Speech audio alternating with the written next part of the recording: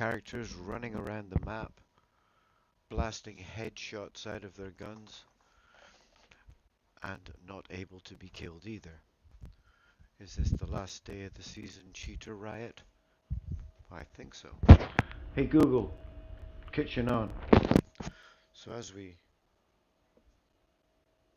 you're waiting for it to load. Anyway, welcome to the Nice Suit channel. I'm an American gamer. I've been playing games for 20-30 years. I enjoy relaxing and doing that after hurting myself in a car accident. It's the way I sit and relax. So over the course of my career playing games, I've run into a number of extremely awesome games, extremely awesome people, and also a bunch of cunts who love to cheat, exploit, do everything they possibly can to be number one, numero uno. They are the winner. Yeah, maybe they'll get the $50,000 prize because they're awesome, and then they get busted by the cheater guys. They're hoaxes, and a lot of them are hoaxes. There's very few really good gamers out here. Very, very rare. But it's always a pleasure to run into them when I do. And I hope that's going to be in this game. Because usually when I stream, the hackers piss off. It's like they know you're doing it. So, anyway, that being said, a couple more tugs on the cigarette and back to the DMZ.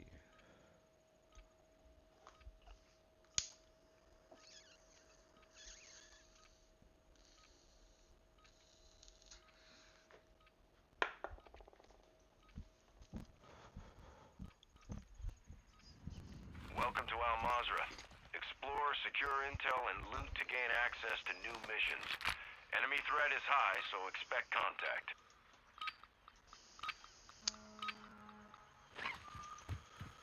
Alright, back over here. Let's go see if there's any probably PvP going on over here. There usually is.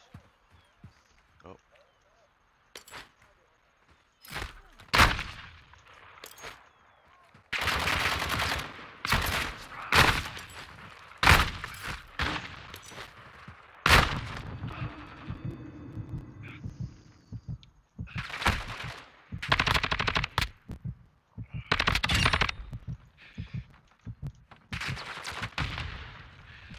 That's the end of that game.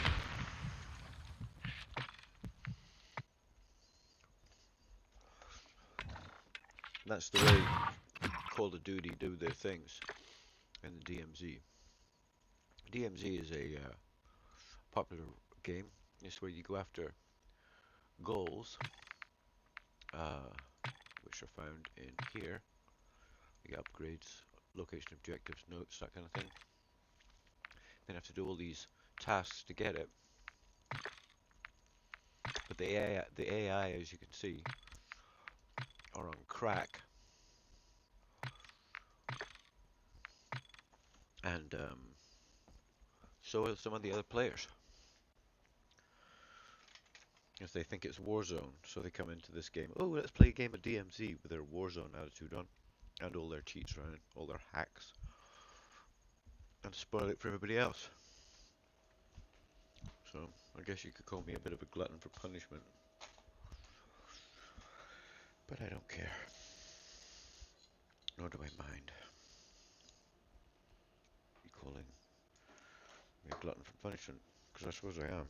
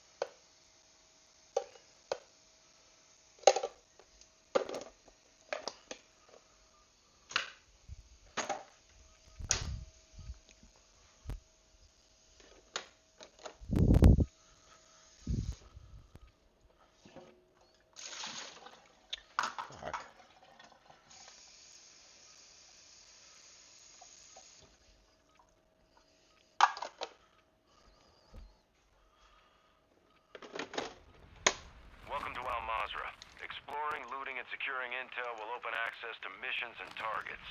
Expect resistance from local forces and watch for other operators in the AO. Going this time solo with no guns. And it put me right in the other end of the fucking map as usual, from where I want to be. But hey, welcome to the DMZ. I guess we're a real army. Expect to get dropped off in a location far, far away from where you're supposed to go.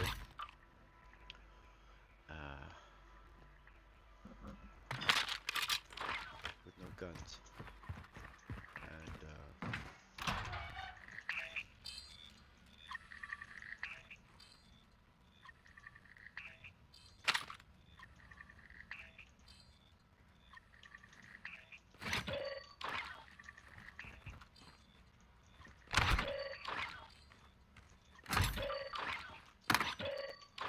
bunch of useless shit here. There's a bunch of AI outside that door there, so I'm not going to do it. See? I'll run over here.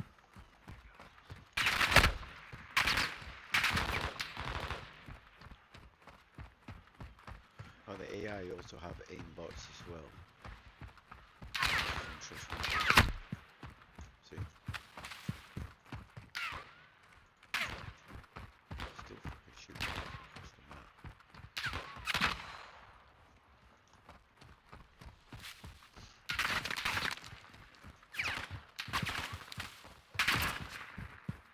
Ultra One, activity is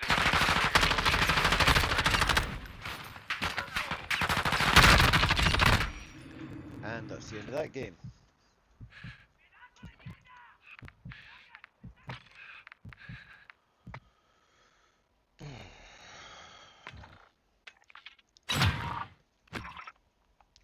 So yeah, with Call of Duty these days, you spend most of your time in a loading screen or waiting to get revived. Because they don't think about it from a fun point of view. They think about it from a AI point of view.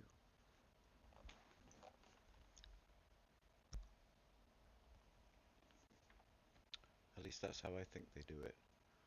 Because they don't seem to think about the customer in the slightest. It's like let's give them the game they can't win.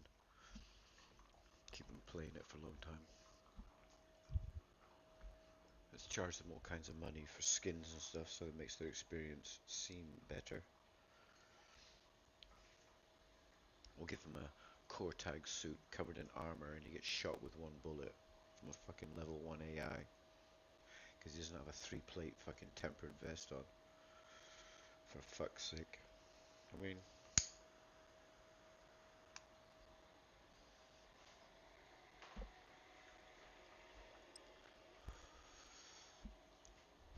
the fuck?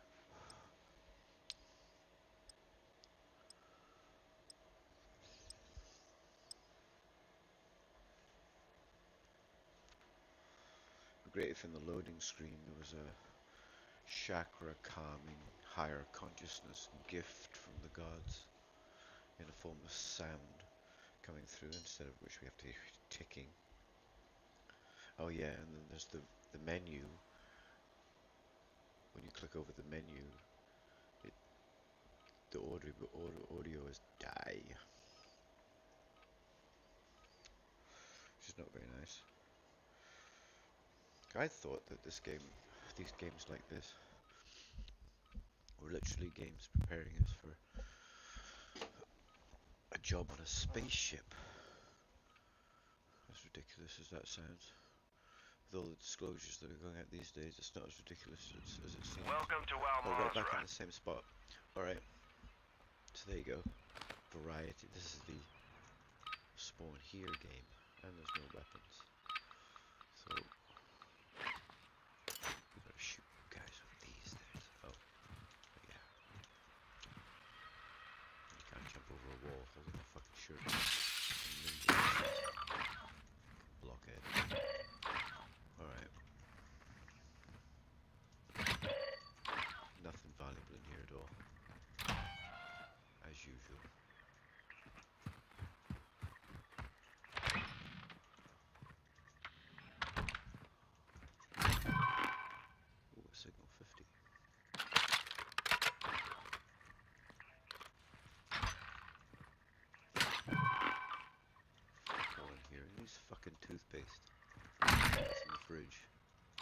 distractions. Getting left here in a hurry, I'm not surprised. What dumb. Okay.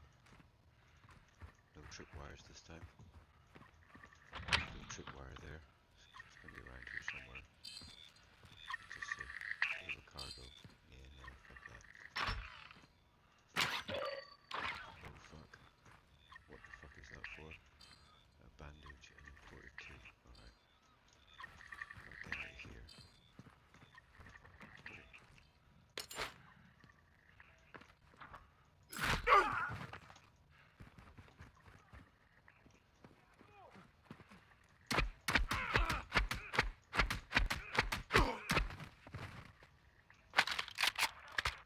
Take that.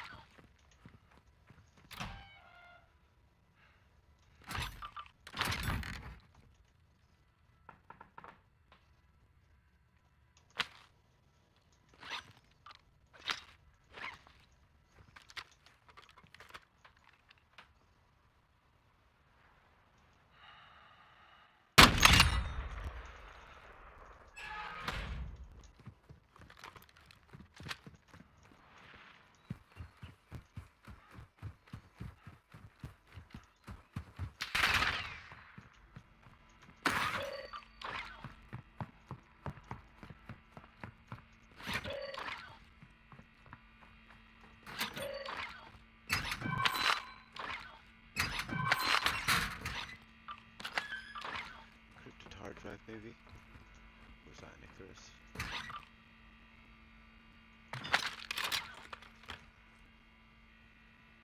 Yes.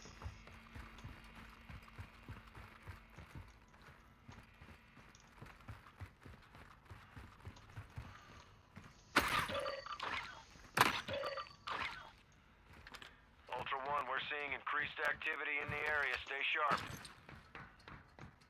Ultra One, you can locate cash reward contracts on your TAC map.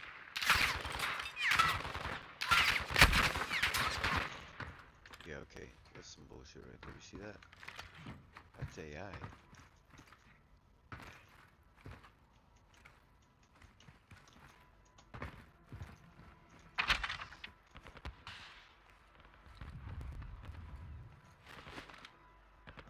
Or is it?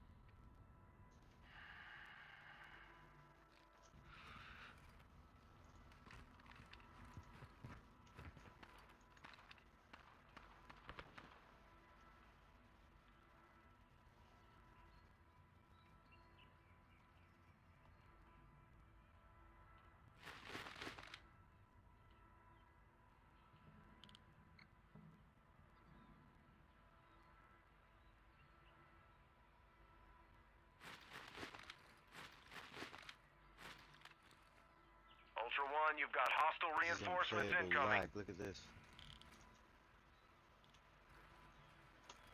What the hell?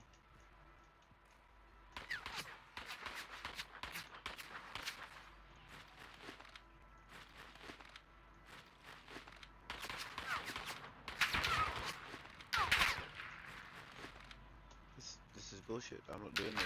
It's the controller doing this all by the computer doing all this by itself. What the fuck is this? And that's the end of that game.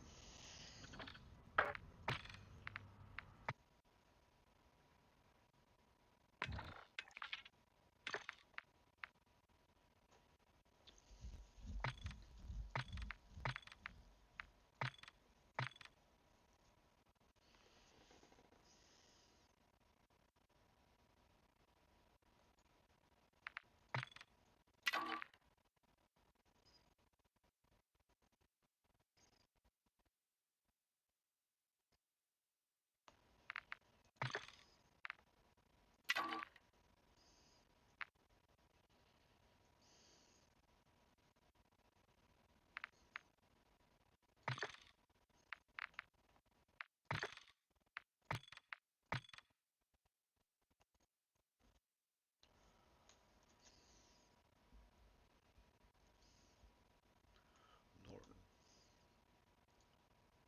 Bugger off.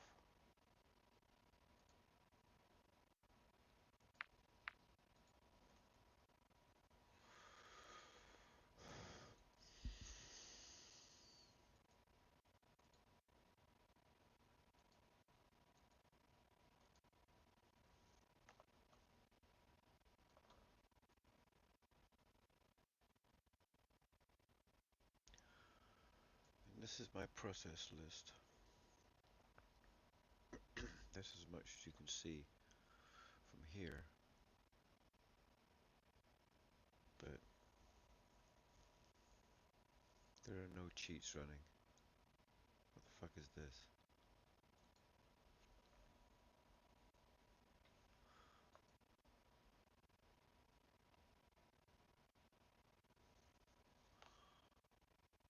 Microsoft bit. What's this? Live boost process governor. What's that for? Let's see.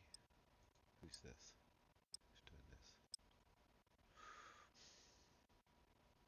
Huh. Anyway.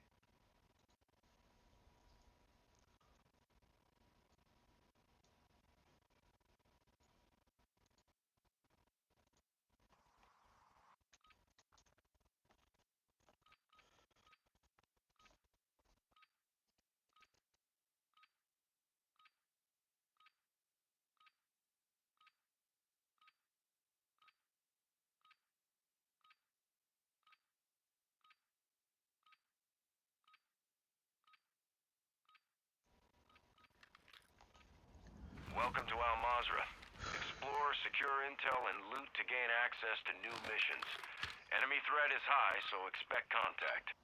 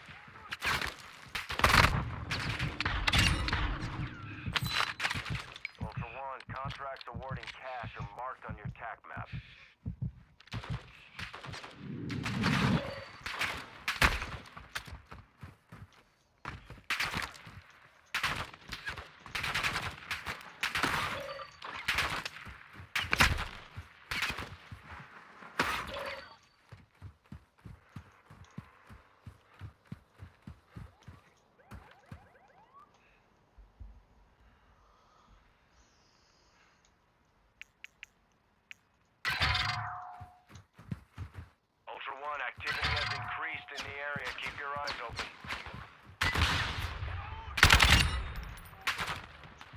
Ultra One, enemy threat appears low in this area.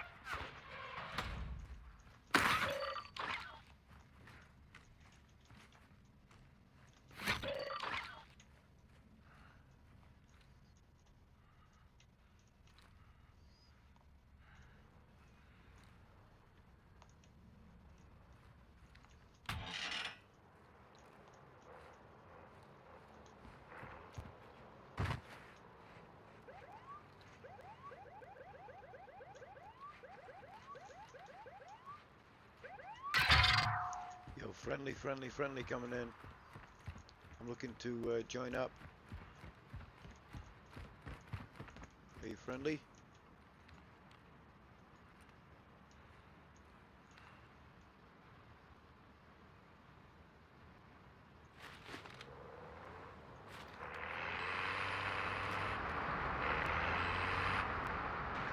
Yo, friendly close by, requesting to join your team.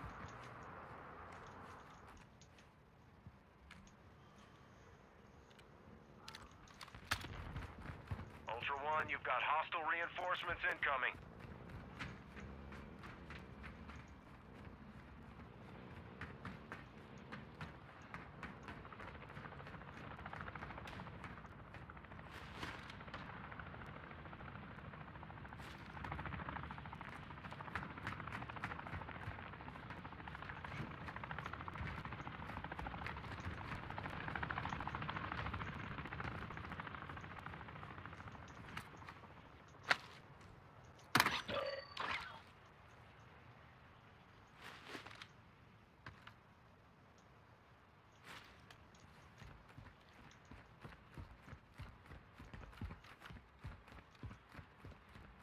Ultra One, activity is increasing near your location. Stay alert.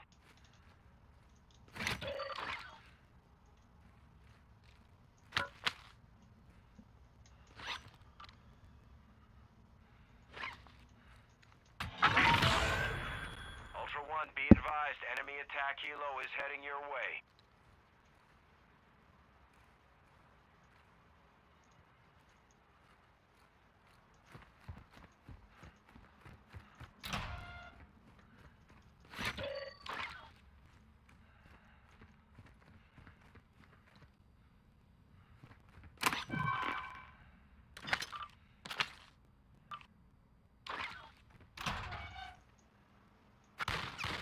Be advised, enemy operators secured a weapons case. Locations are marked on your attack map.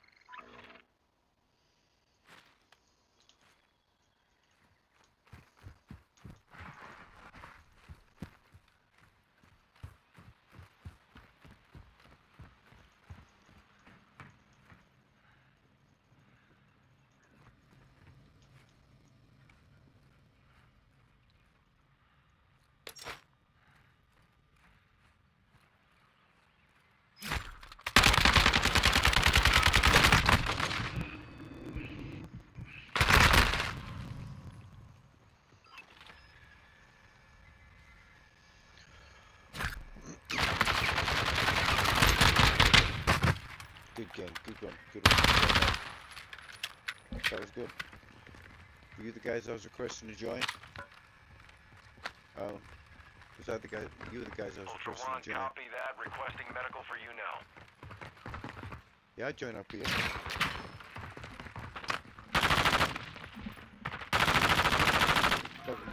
Yeah, come on, pick me up. Thank you. That's good. Ultra One, enemy threat is low in the area.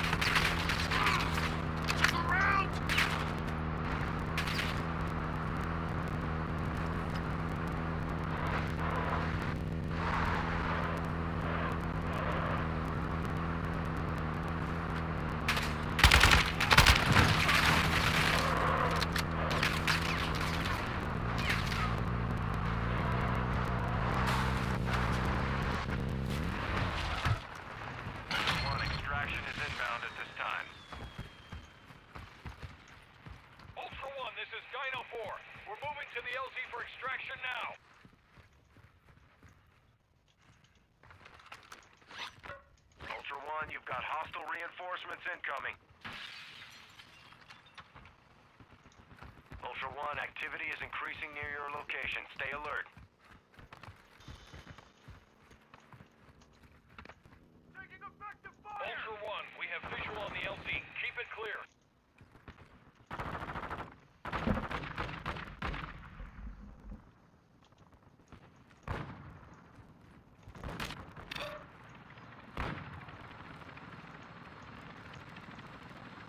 Ultra One, an operator is near your location and requesting medical.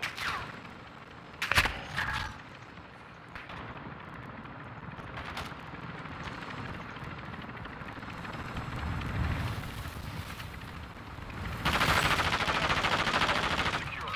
We're exiting the AO.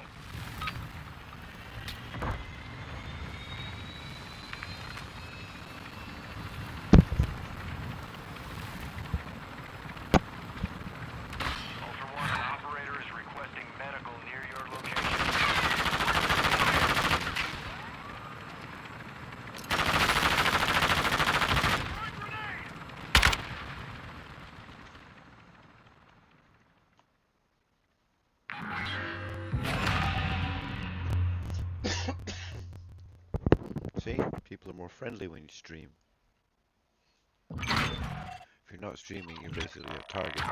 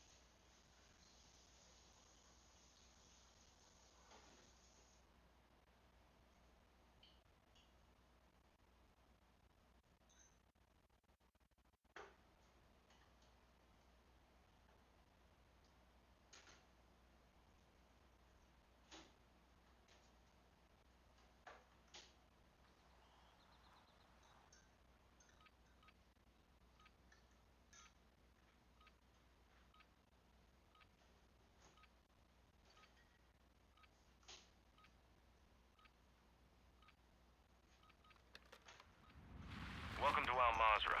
Exploring, looting, and securing intel will open access to missions and targets. Expect resistance from local forces and watch for other operators in the AO. What's up, guys? Give a mic.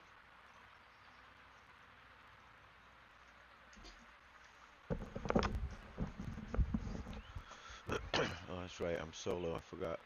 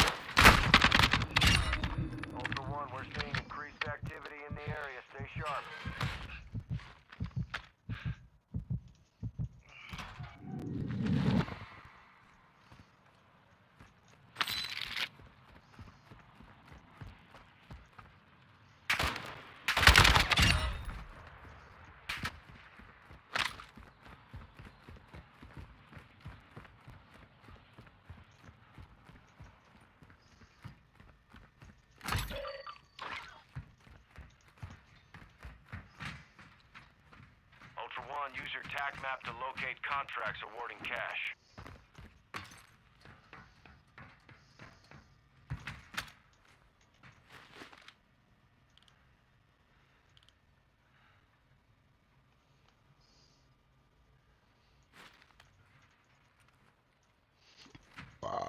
I'm going in the wrong direction. Excuse me.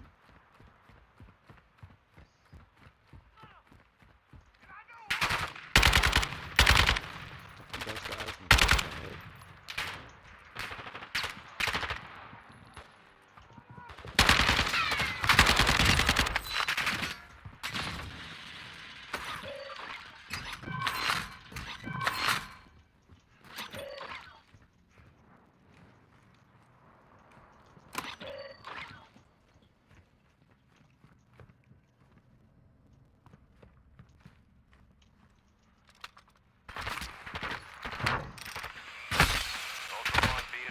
That's safe. Ultra One, you've got hostile reinforcements incoming.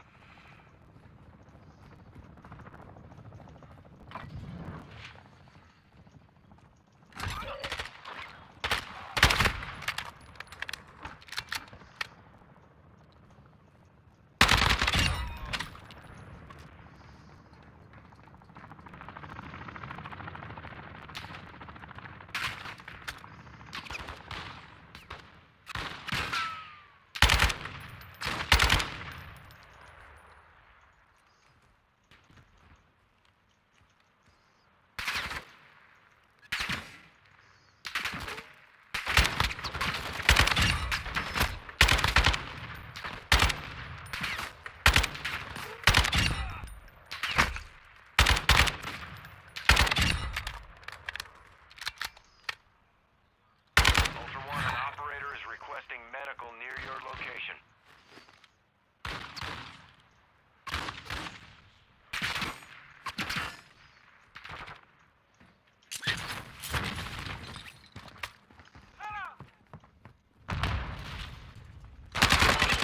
Open. Secure all contents.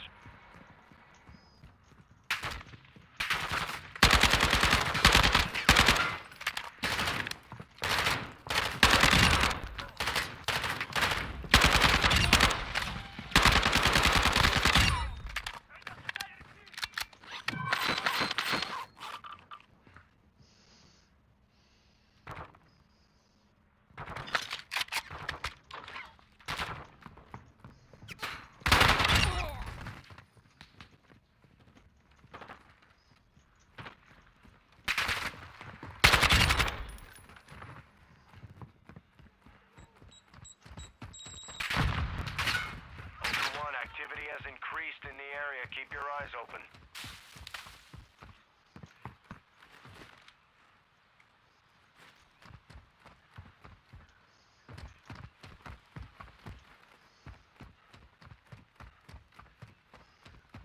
Ultra One, enemy threat is moderate in the AO.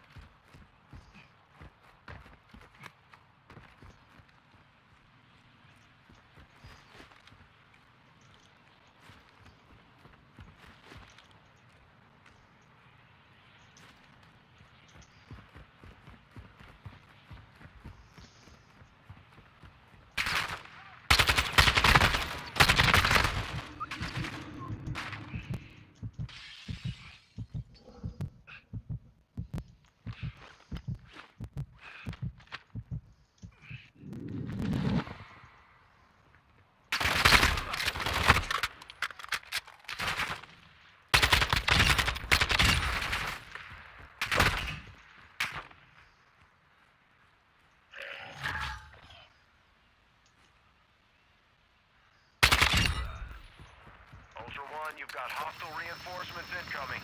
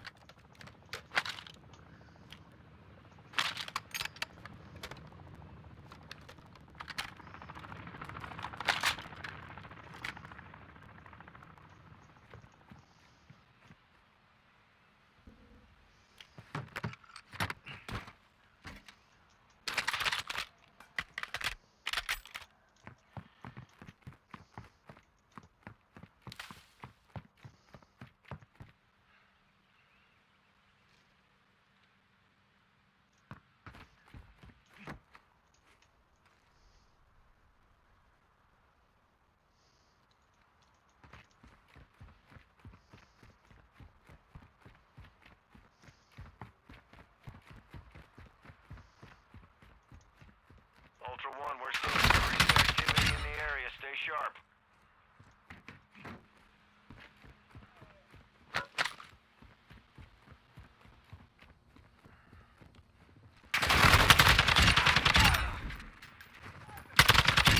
Ultra One, depositing cash at a dead drop will fast-track your weapon recovery.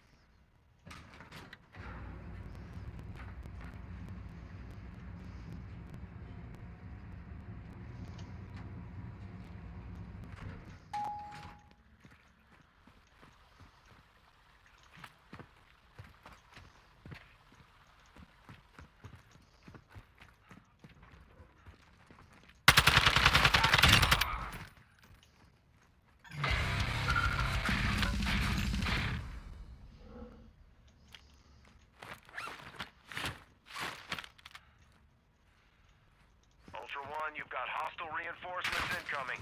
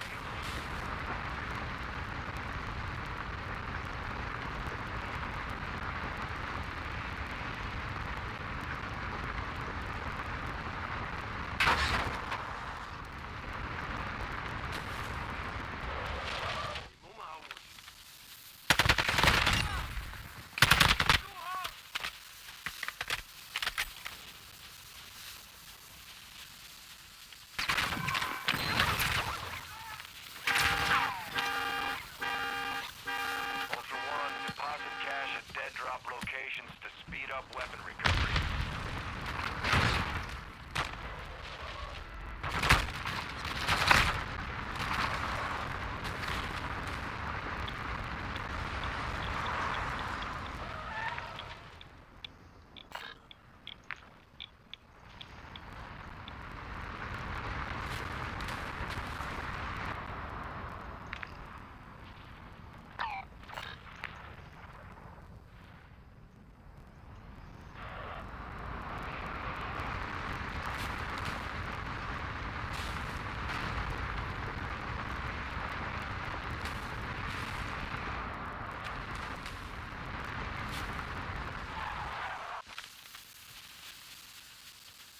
Ultra One, enemy threat is moderate in the AO.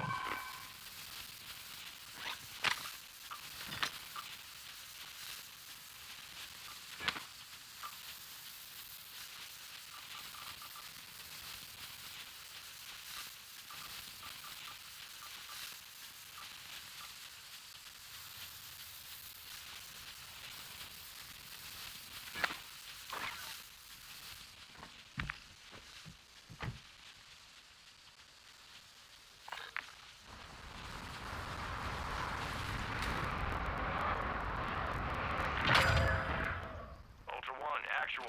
Radiation is spreading through the area. Advise moving to an extract point.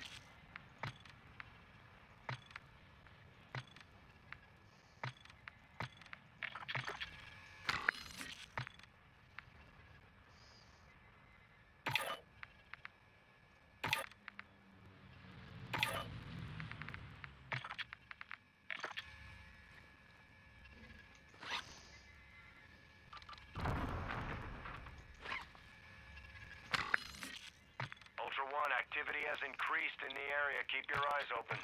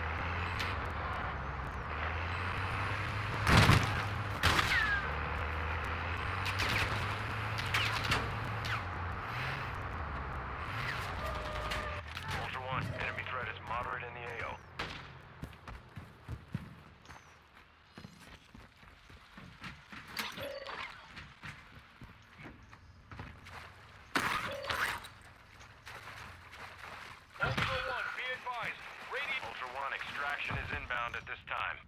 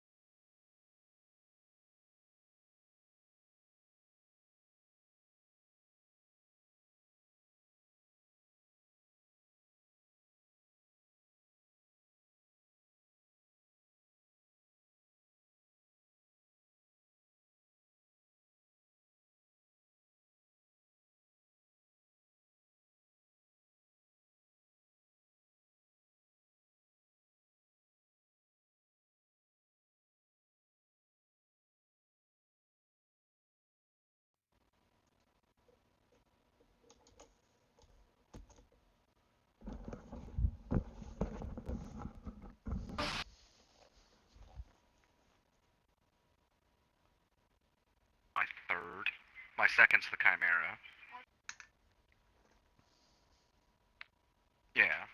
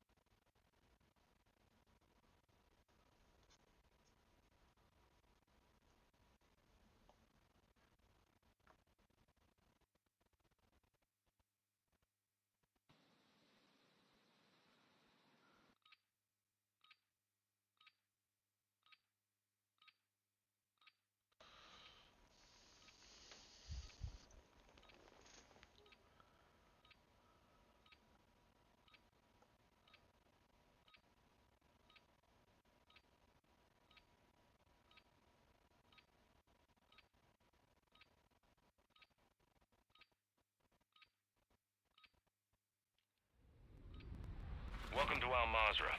Exploring, looting, and securing intel will open access to missions and targets. Expect resistance from local forces, and watch for other operators in the AO.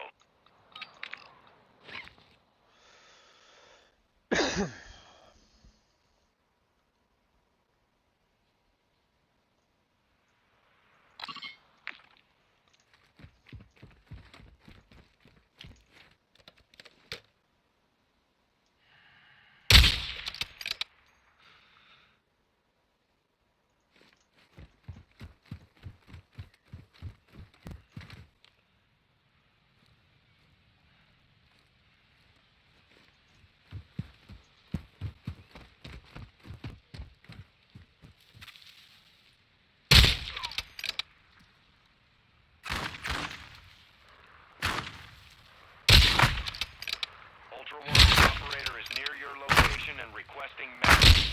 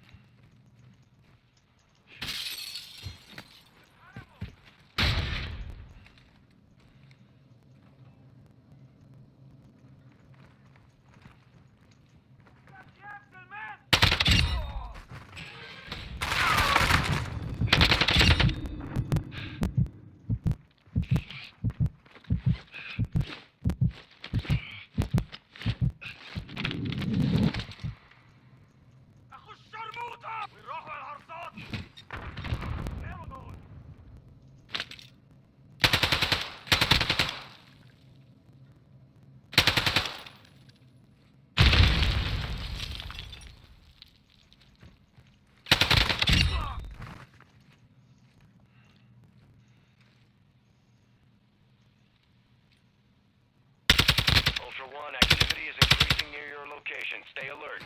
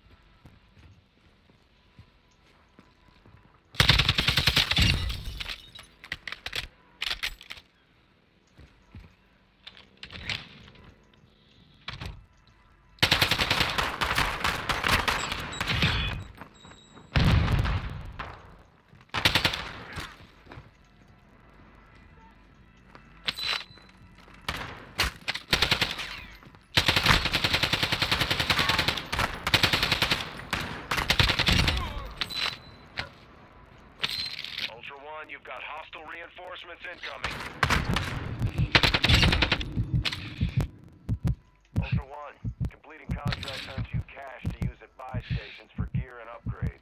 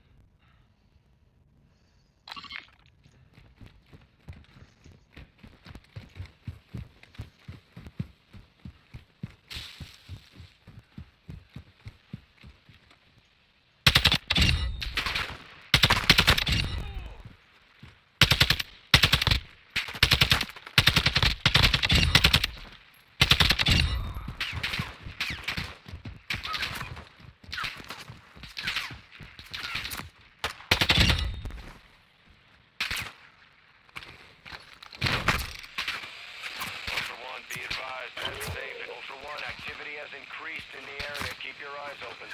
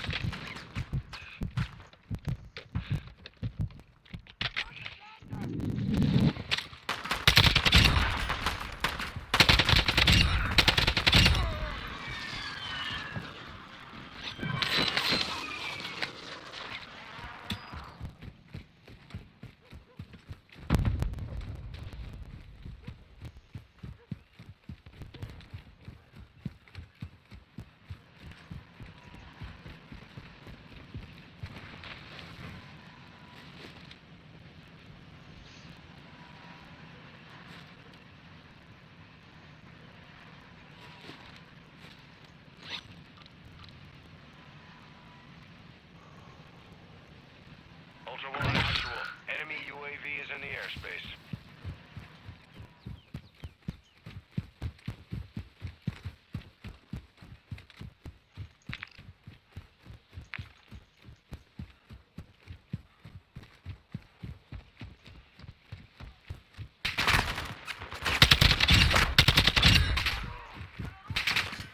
Ultra One, deliver cash at a dead drop to improve weapon recovery time.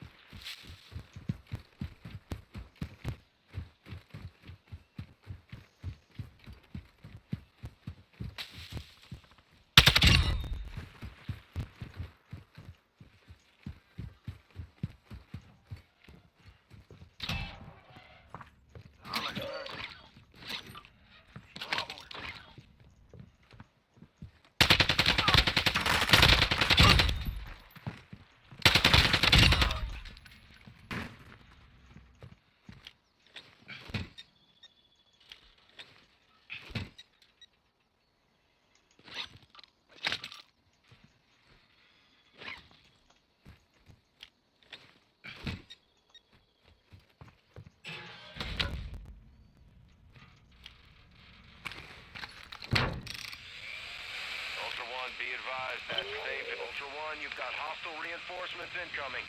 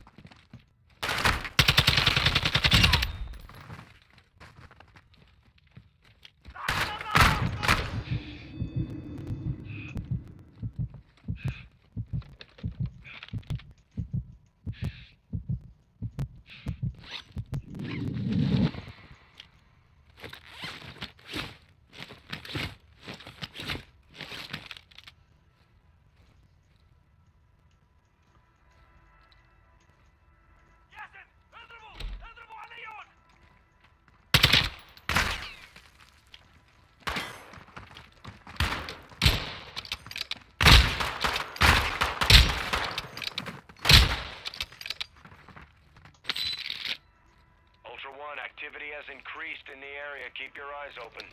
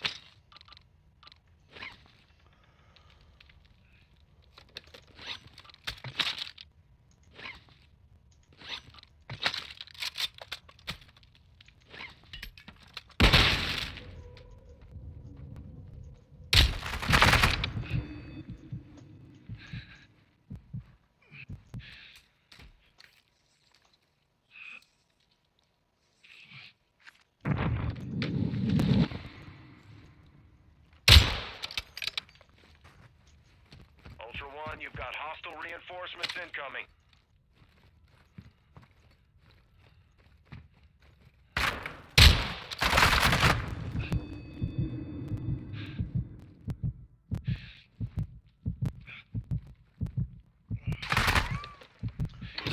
Enemy operators secured a weapons case. Locations are marked on your TAC map.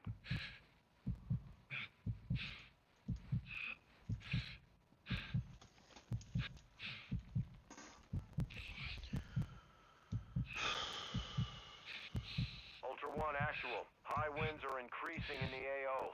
Move to an extract point before radiation spreads.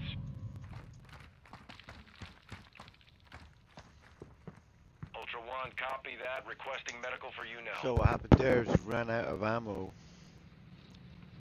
Ran out of ammo. Ultra One, good news. An operator is inbound to give medical aid. Let's see if this guy does so. Gives me medical aid. Without stealing all my gear and just leaving me here.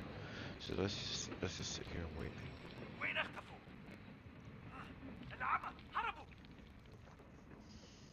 Hopefully it's a nice person.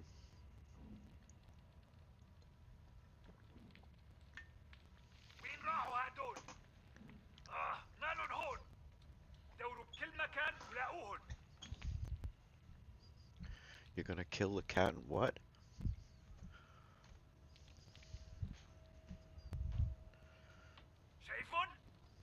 Shapefoot.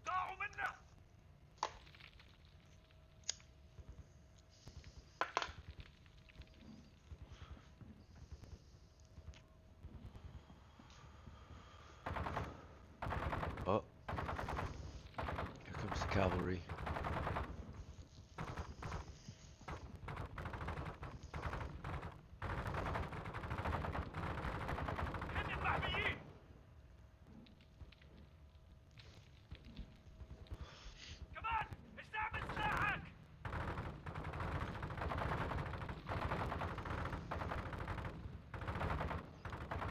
Yep, here comes the boys.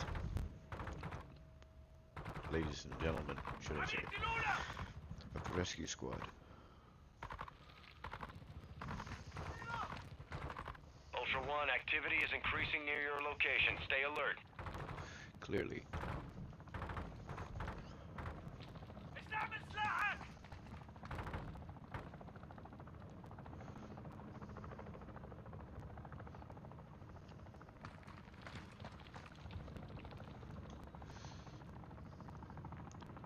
Rescue, nice suit.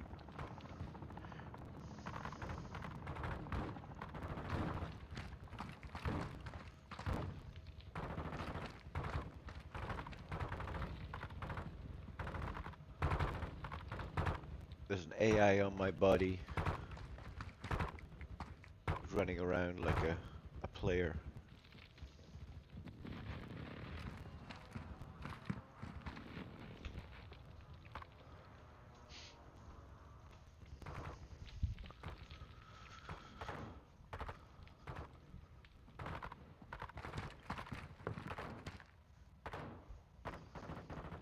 There's two on me. Come in the cave door on the top cave door.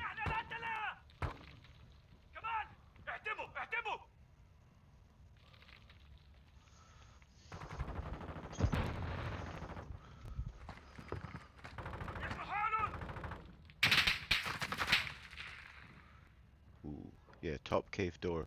There's one at the end of the hallway and there's another one just behind a barrel. Behind me. Ultra One, actual. Radiation is spreading through the area. Advise moving to an extract point. Come in the top outside door. Yeah, it's one of the caves. The top cave. There we go. Cool. Sweet. Good job, guys. Ladies and gentlemen of the rescue squad.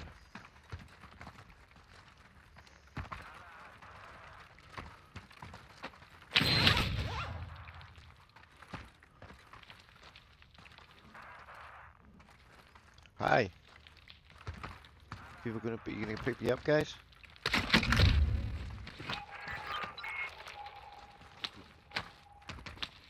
Yeah, take the gear. I don't care. Just leave me my guns, would you? Pick me up. Let me get out of here. I'm a solo player. There's nobody else with me.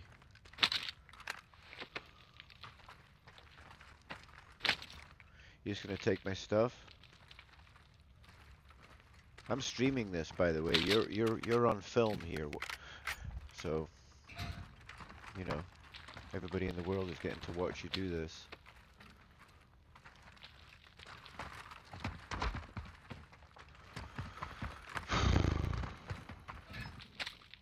Wow.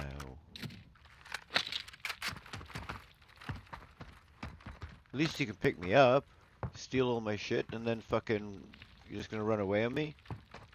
Pendejos!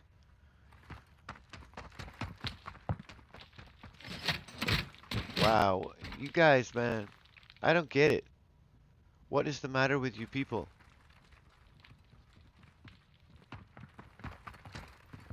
Yes, you, piece of shit. Got you on film, too. Alright. Operators on their way, my ass. So there you go. That's the end of that.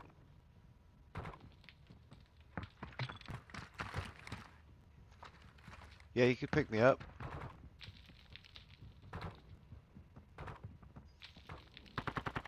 Alright. Let's do this. Let's go here. How do we do it?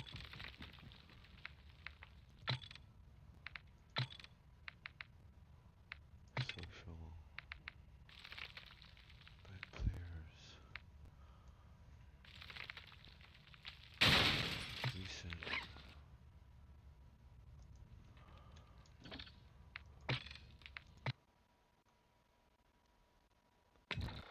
Not a cool game anymore. Not a cool game anymore. Who is this? Let's see who these people were. Recent. Let's see that guy. Oh. Of course, this function doesn't work for shit either. Like, recent lobby.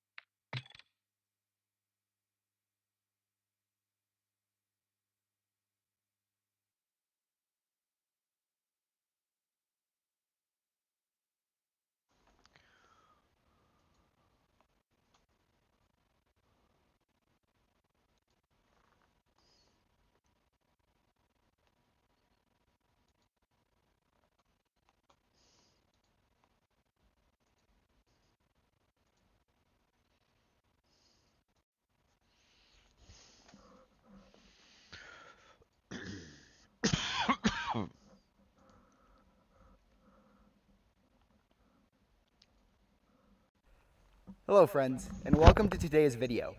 As some of you may know, fall is baby rattlesnake season, and that means there's a few more hazards out on the trail this time of year. So, today we're going to be talking about 5 tips to avoid rattlesnakes while you're out hiking this time of year. Let's jump right into it, shall we?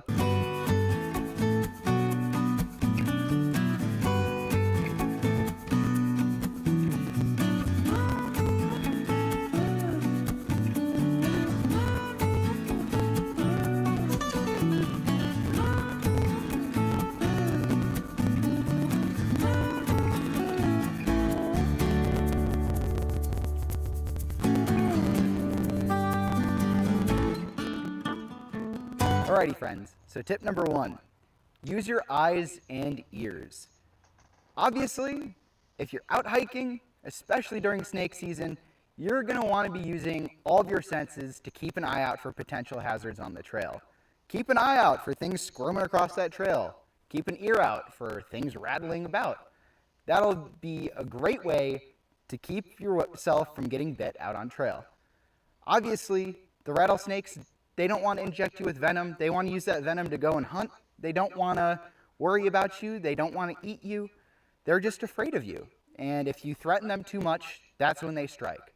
So as long as you keep a good, healthy distance from them, they're not going to give you any trouble. Alrighty, friends. Tip number 2 is use a walking stick.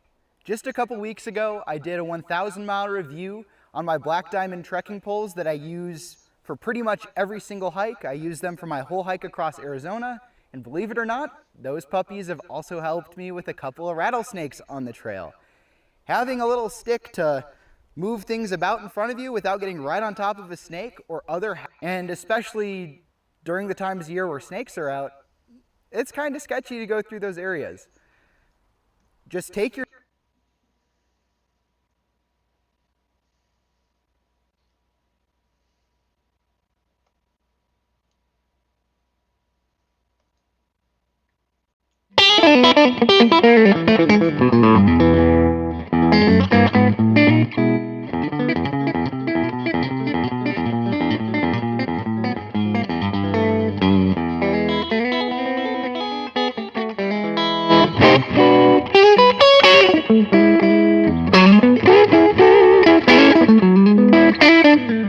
Chicken and the pickin'.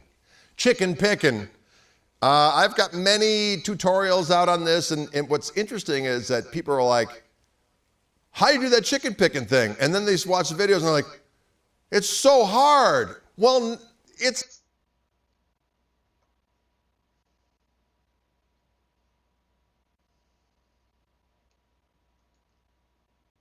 I don't have any form of identification, no driver's license, no ID, nothing like that. I have no clue what happened to Titus. He took off somewhere out there.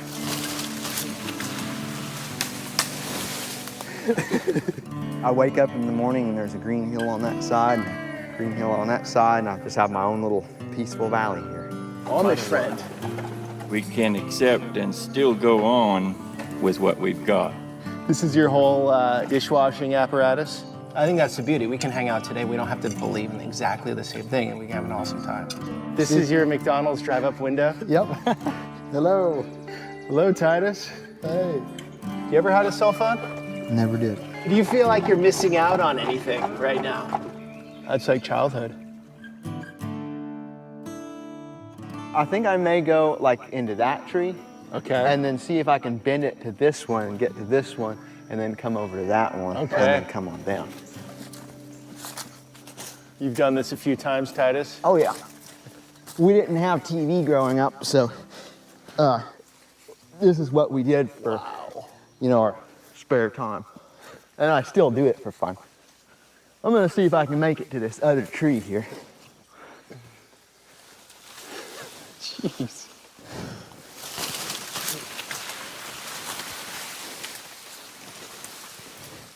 Trying to get to this other tree. I think I'm gonna ride this one down.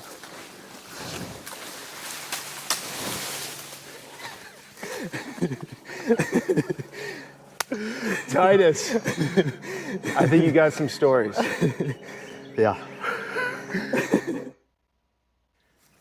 How long have you been out here? I've been on this farm. This would be the eighth summer. Did you grow up like this? Well, we did grow up growing our own firewood, or cutting our own firewood. We never had like electric heat or anything. But like my parents have computers, electricity, that kind of things. And I just felt like God was calling me to live a more simple life, more at peace and more with nature. So I don't have like electricity or running water. I do have running water if I put it in a bucket and run with it, and it runs through the creek too. How much land are you living on here? I've got 50 acres. About 20 is open, like pasture or garden land. Okay. And about 30 is woods. Y'all can come inside. Like, I'm single and I'm busy working outside, and so it's real disorganized.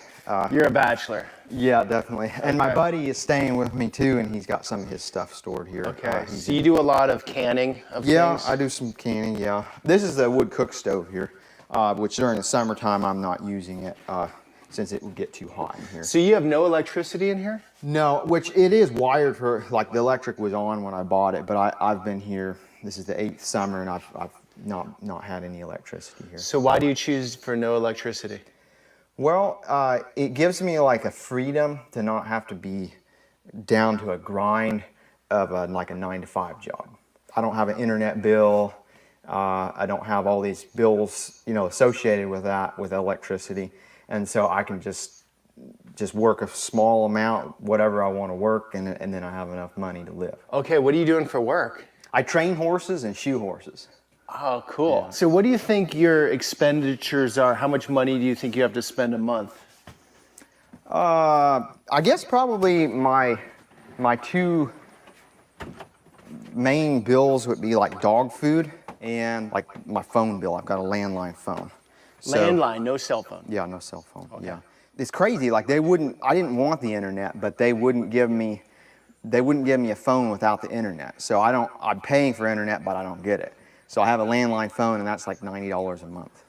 And then dog food, I probably spend like $20 a month on dog food or something. Things like salt, fruit, and things like that, probably spend like $30 a month on that, probably. So 90, 20, and 30. Yeah. So 140 a month is your expenditures. Mm-hmm. Yeah. I always dreamed of having my own farm, my own land, and the dream finally came true. You love it? I do. I wake up in the morning and there's a green hill on that side and a green hill on that side, and I just have my own little peaceful valley here. So no car? Nope. You get around with carriage? Yep. So you're almost living an Amish lifestyle. Yeah, pretty much. Yep. But you're not at all. No, I'm not a member, no. I'm not a member of the Amish church, but I pretty well live the lifestyle. Want some banana peels? Nothing goes to waste. This is Greatheart. Greatheart? Yes, that's his name. That looks bad, Titus. Putting that in the barn. You don't seem like you're unhappy, so. No, I sometimes take up hay, bales of hay up in here, and I'll loop this around and snap it. But this is the way that I get up into my barn loft to get hay.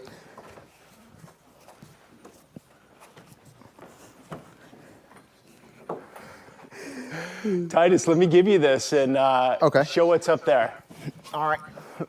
Wait, here we go. Got it.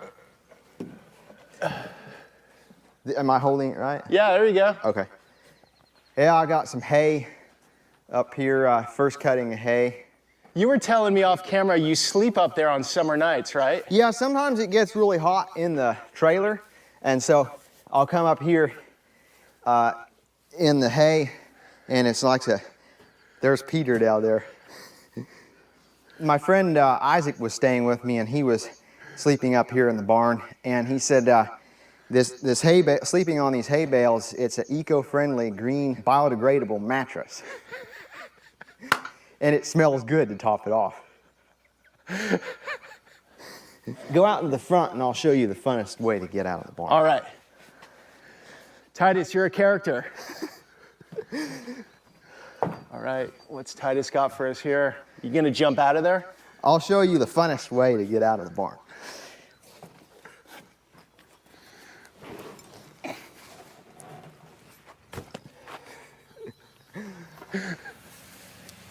There's some potatoes.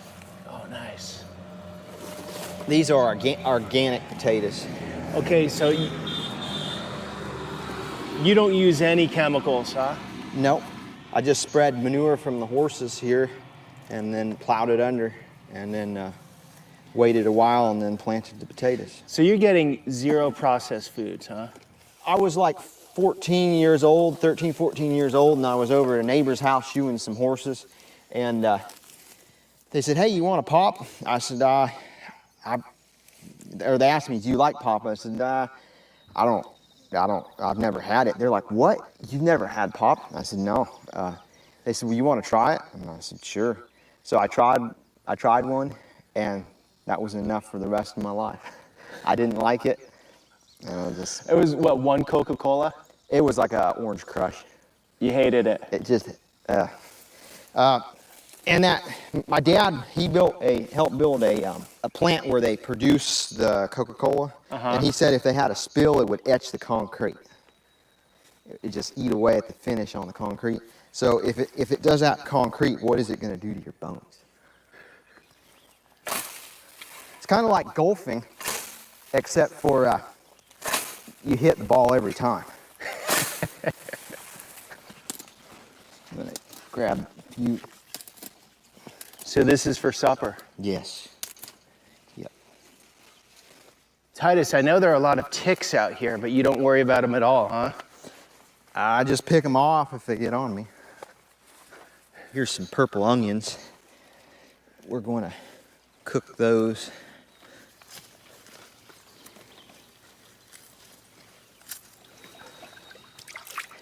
This is your whole dishwashing apparatus? Yeah, I wash produce and dishes down here. So you set this little barrier up here just to let the right amount of water in, huh? Yeah, my buddy Isaac did. I usually take a bath up in there. You take a bath up there? Yep. And so that acts a little bit like a filter, huh? Yeah, it's got some sand and gravel and stuff, yeah. So having this behind your house is key, huh? Oh yeah, yeah. You gotta have this for this lifestyle, huh? Having plenty of water, yeah, I don't have to have electricity to pump it, it's just right here.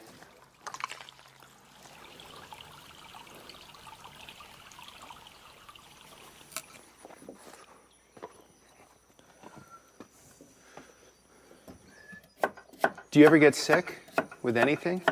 I've gotten colds, I've gotten flus. Like the past year, I've not been sick at all. Like not even a cold, not even a stuffy nose, nothing. My thought is, eat lots of healthy food, breathe deep of fresh air, trust in God, get your exercise, and do things that strengthen your immune system, so then your immune system is strong enough that it can just fight off whatever virus is out there. Is this one of your classic meals? Yeah, that's red potatoes, purple onions, and then kale. And then I'll put a little bit of pink Himalayan salt in there, and we'll put some water in there, and then we'll put it on the stove and let it cook. And then later today, Peter and I will come and have a feast. Yeah, Titus. And it's got the Titus touch from the source. We'll put a little bit more wood in here to some of this cedar that we cut earlier.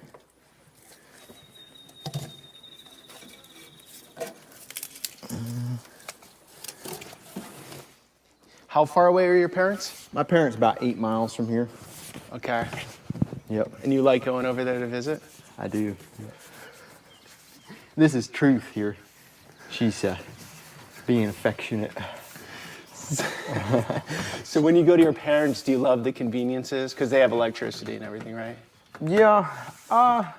Is there a temptation in that? No, I don't really. Like, I enjoy being there and enjoy, hanging out with my parents. But as far as the electricity or whatever, I don't really miss it. I guess probably the only thing that I miss is like living without electricity is a refrigerator. A refrigerator is just so handy. But I can put stuff in the creek and it'll keep overnight. Like if I have beans left over or something, I can put them in a pot in the creek and they'll stay good overnight. Of course, during the winter time, I've got a room in the back that I keep I just keep the door shut so the heat doesn't go in there, and that's basically like a refrigerator during the winter time. No GMO, no herbicides, no pesticides, all organic. No Monsanto out here? No Monsanto, not for me. There are neighbors that are a few miles away that have Roundup Ready corn and soybeans. From what I've heard, they have developed a seed and they spliced a gene into it to where it terminates, so it's just good for one season. Why? So you have to buy more, or how does that work? Yeah, so you're dependent upon them. If you plant this stuff out in your soil, if you were to spray it with Roundup, it'd kill it. But the Monsanto seed, they've got corn and soybeans that are Roundup Ready, so you can plant them in your field, and then you can spray a herbicide, and that kills all the weeds, but it won't hurt your corn. So that's just easier to farm. Then with your garden, you have to pull the weeds, or what? Yeah, pull weeds or hoe them, or like that cultivator that the horses pull. You take that through your rows, and it kills the weeds when they're really small.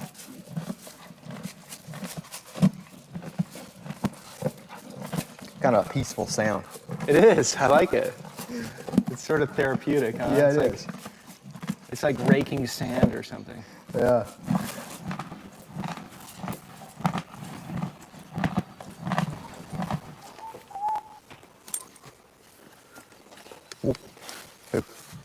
Back. If I'm at peace and I'm right with God, I have His peace in my heart, then the horses are going to have it too. They feel your energy completely. Definitely. It's just like attitude. I mean, when you're around somebody, there's some people that are like cheerful, they're positive, and you feel like, oh, I want to spend time with that guy, or I want to spend time with that person. And there's other people that they're really negative, and you think, man, let's get out of here. Like, you know, I want to be polite, but I'd rather not spend a lot of time with, you know. And I believe animals are the same. If you have God's peace in your heart and you're calm, then the animals will want to be in your presence. They'll want to be with you. You can ride shotgun. So where are we going, Titus? We are going to go to a, yeah, that's broken. That's good, yeah. Okay. Friend of mine, Amish friend of mine that makes harness and Amish friend. Reuben Schroyer, he lost his hand in a sawmill accident. Oh. But it's amazing the workmanship that he can do with one good hand and a hook in the other.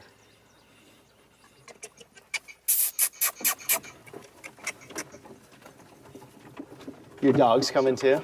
Yeah, the old one there, Spartacus, he's kind of slow and getting old. He may not go the whole way, but Sadie there, she'll run along. Oh, that's nice. Nice little breeze. Yeah, huh? it feels good. How good does that feel? It feels good. And do the horses like doing this, do you think? They like working. You know, there's times when we may feel like just laying in bed all day or, you know, like not doing anything, but once you accomplish some useful work, there's a sense of satisfaction that you think, wow, a job well done, you know. I think it's the same way with the horse. They plow that field there and we plant corn, and then later they get to eat it when the snow flies. Or it's hot and sweaty and they're mowing hay. That's hard work, but when the snow flies, they've got something yummy to munch on in the barn. Do you have a girlfriend? No, I'm single. Do you want a girlfriend? I do. Yeah. You do? It's gonna have to be the right woman that's gonna love this lifestyle, right? Definitely. Because you're not moving to Atlanta, are you? No, no. I don't like being in cities. Like there's been times when God told me to go preach in a city, and I've gone for that. But as soon as I can get out of there, I'm out.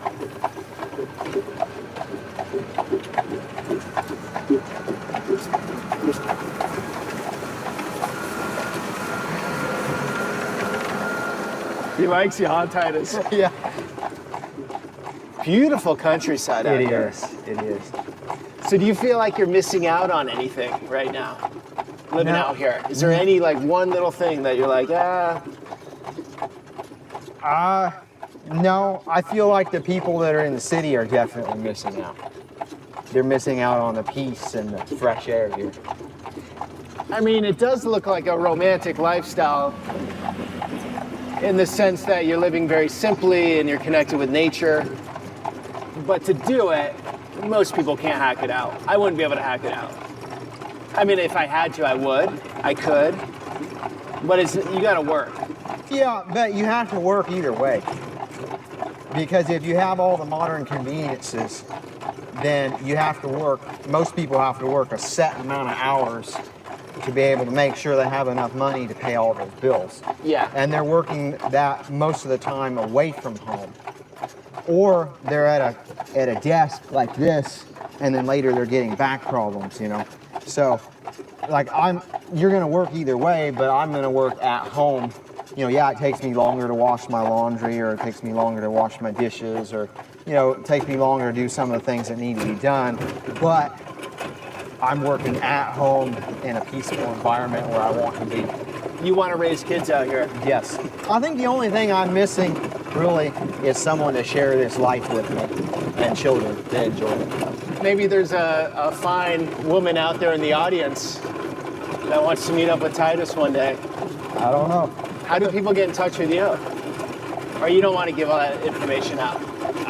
You can put my phone and address on there if you want. I'll not do all address, but I would do phone. Yeah, that's fine. Yeah. All right. But if somebody calls, I have to leave a message because it's a landline phone. Sure. And so I'm not there at the phone very much. I have my phone in a little shed by the house, and then I've got an Amish neighbor that helps me pay the bill, and we both use the phone. Your Amish neighbor uses the phone? Yes. The same number? Yes. So you just leave a message and I call you back. Yep. This is a Mennonite family. So they have power? They do, yes. Little fella mowing the lawn.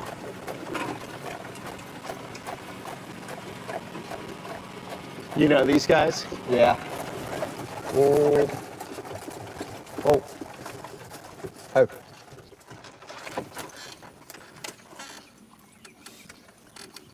Oh, beautiful.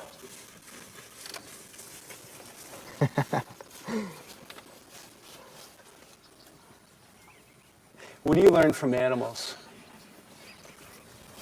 Well, I can answer that question with a story. So, when I got Great Heart back in like 2012, and so like he had never plowed before, and I was just learning to plow. So I wasn't good at it, the horses weren't good at it, and in order to plow you need to stay really straight. And one horse has to walk down in the furrow and the other horse has to walk up on the land. Sure. So as I was plowing, they were getting the horse that was, I had stand fast down in the furrow, he kept on getting out and kept on like going crooked. And I was getting so frustrated and so angry. And I was trying to make them walk straight, but they wouldn't walk straight. Okay. And so I was all by myself. And so I started yelling and screaming at them and just like whipping them, just without mercy. And then I felt the Holy Spirit speaking to me and say, Titus, the way that if you were married, you would be treating your wife and children this way. Oh. And I said, oh, please forgive me, Father in heaven, please forgive me. And then I felt God telling me, Titus, you get out of line. You don't always walk the way that you're supposed to walk. How do you think that it makes me feel when you are not walking in the right path that you're supposed to walk in? And I said, yeah, wow, that's right. So I asked God, please forgive me. And then I went to my horses and I asked them to forgive me. So horses have taught me a lot of patience. You know, you can't expect them to always do exactly what you tell them to do because maybe they don't understand. They've not done it before. Maybe they don't understand exactly what you want them to do. So you learn to be patient. You learn to take your time to teach them. And then if you're willing to put that time and that patience in, then they're willing to just serve you with their whole heart. When you say God, you get a message from God. Walk me through that. What does that you mean? You actually hear something, it just naturally happens through your body? What do you mean by that? Well, like when I was saying I felt God speaking to me or the Holy Spirit speaking to me, I didn't hear like an audible voice, but it's this very strong thought in my mind. Okay. That I know that it's not just my own thought. Because naturally in that situation I was heated up and I was angry and all my thoughts were just frustration of how I couldn't get this job done. Yeah. And then there's this calm thought that comes from God reasoning with me, saying, Titus, you know, you're being unreasonable with your horses. You need to take a step back. So how, well, I know the answer already, but spirituality is super important for your life, right? Definitely, definitely. Like you wouldn't be able to do this without it? I wouldn't be at peace. Like I would be afraid. I would be afraid that some natural disaster is going to come and a drought's going to come, or you know, some country's going to attack, or those things could happen. But I'm at peace now, knowing that I have a Father in heaven that cares about me, and that He's going to provide what I need. So what's going on in society? You're not really tuning into it at all, or are you? I hear people talk about like the war between Russia and Ukraine, Russia taking over Ukraine, things. I hear people talk about it, and I am interested to know what's going on around me. But there comes a point where you hear all this negative information, and you can do nothing at all to stop it. So why constantly feed yourself the negative? You know, negative information is kind of like a junk food diet. If you're constantly giving yourself negative, it'll wear you down. It'll make you sick mentally, emotionally. It'll make you sick. But there's so much positive. See this green that God made, this cool breeze that God made that's coming in. You know, the food that He gives us that's healthy, nutritious, this clean air that we breathe. There's so much positive that we can think about. If we'll thank God for what He has given us, it'll change our mental outlook to where we're thinking positive. And then if we are healthy emotionally and mentally, it will also help us to be physically healthy as well. You feel the connection. Right. You know, we could worry about things we can't control. We could worry about China taking over the United States. We could worry about Russia taking over the United States. That could happen. The Bible says. Training Titus's.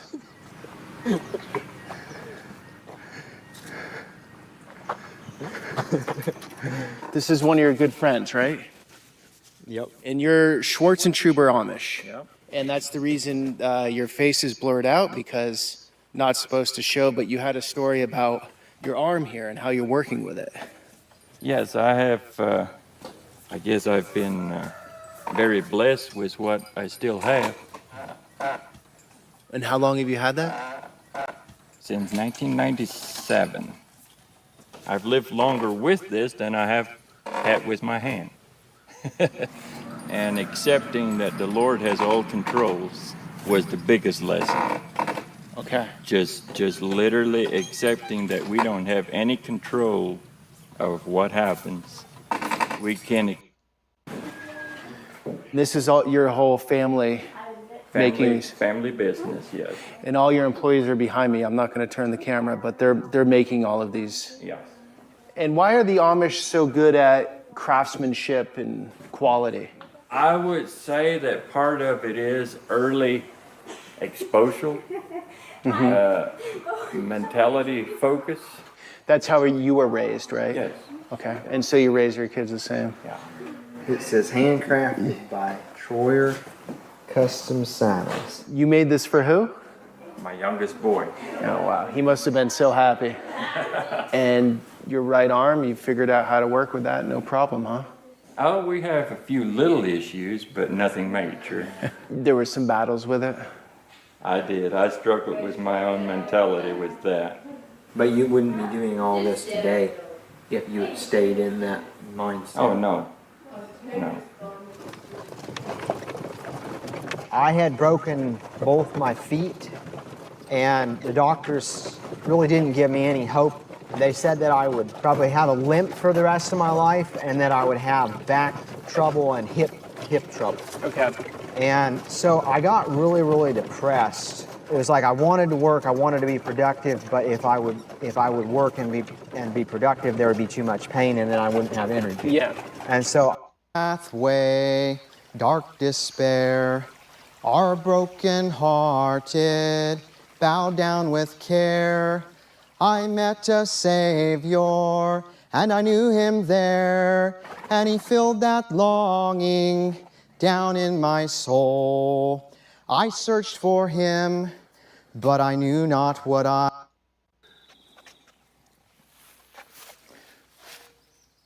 So I don't have any form of identification, like no driver's license, no ID, nothing like that. And then God called me to go preach in Nashville, Tennessee, and I was like, okay, Father in heaven, if you want me to go, you'll provide the transportation. So I started walking from here.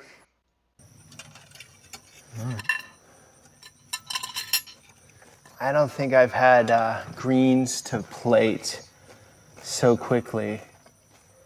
Maybe in my life, Titus. Oh yeah. Oh yeah. It's a short distance from that garden to here. Your kale has such a short commute. Yeah. And you don't eat meat at all, right? Nope. Eggs or? Never had soda pop. Never ate any eggs. No. 100%. Bad consumer. Childhood.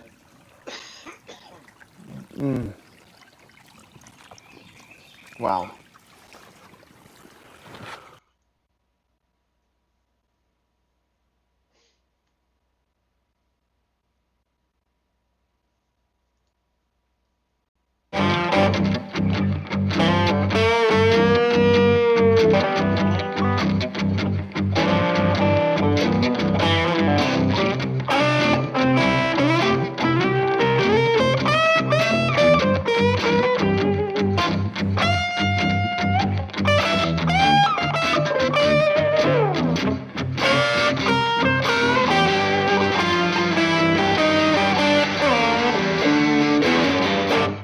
How's it going out there, you guys?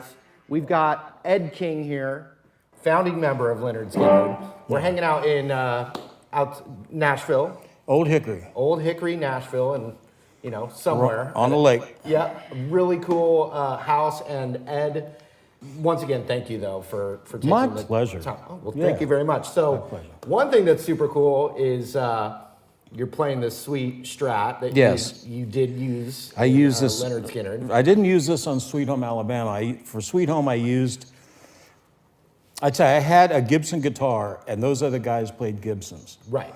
And I wanted to stand out, so I took my Les Paul. It was a 72 Deluxe or 71 Deluxe. It wasn't a great guitar. I took it to a music store and I traded it in a few bucks for a brand new, I think it was a 72 or 73 Strat. And we used it a little bit on the first album, Pronounced, but I played bass on that first album. Oh, wow. Actually, it was after that album was recorded, Ronnie fired me as a bass player. He said, "You're the worst bass player I ever played with."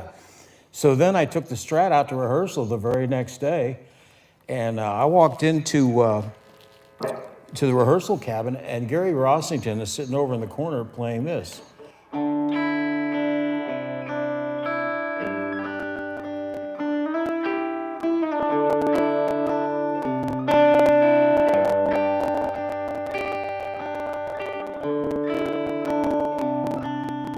Got it? That's a little familiar. Yeah, it's behind the verses.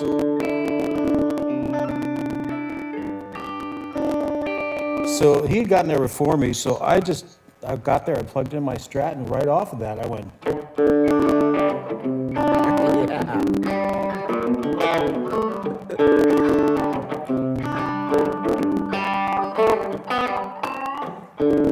And Ronnie Van Zanter, singer, he always sat on a couch in the corner.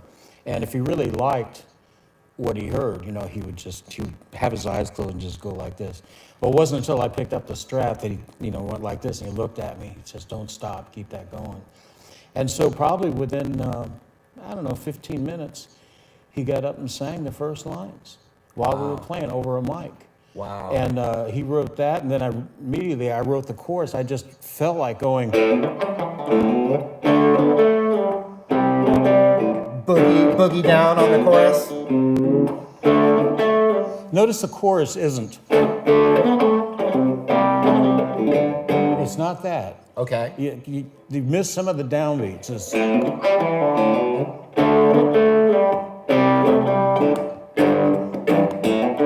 Now kick the downbeats. 2, 3, 4. Oh, I'm not even turned up.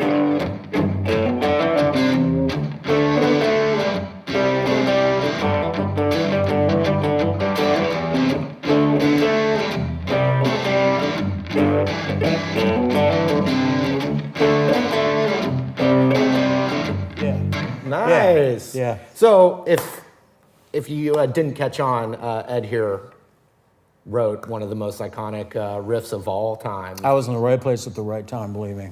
Yeah, I mean, it's just a matter. Well, we were always so inspired. When do you ever have 7 band members arrive every morning at 8:30 that can't wait to get to work and work all day long, every day? Yeah. And sweating. I'm talking about the Florida heat in a little cabin with no air conditioning, 3 Marshalls, and who knows what other sound equipment. Right. It got hot in there, but Yeah. we loved it. I mean, we sweat all over our guitars, but at the end of the day, we usually had a good tune. How did it feel when that took off and became a huge hit? Well, I remember myself and a roadie I just hired to take care of our guitars, John Butler. We were riding in a car through, I think we were going to Athens, Georgia, way out in the country.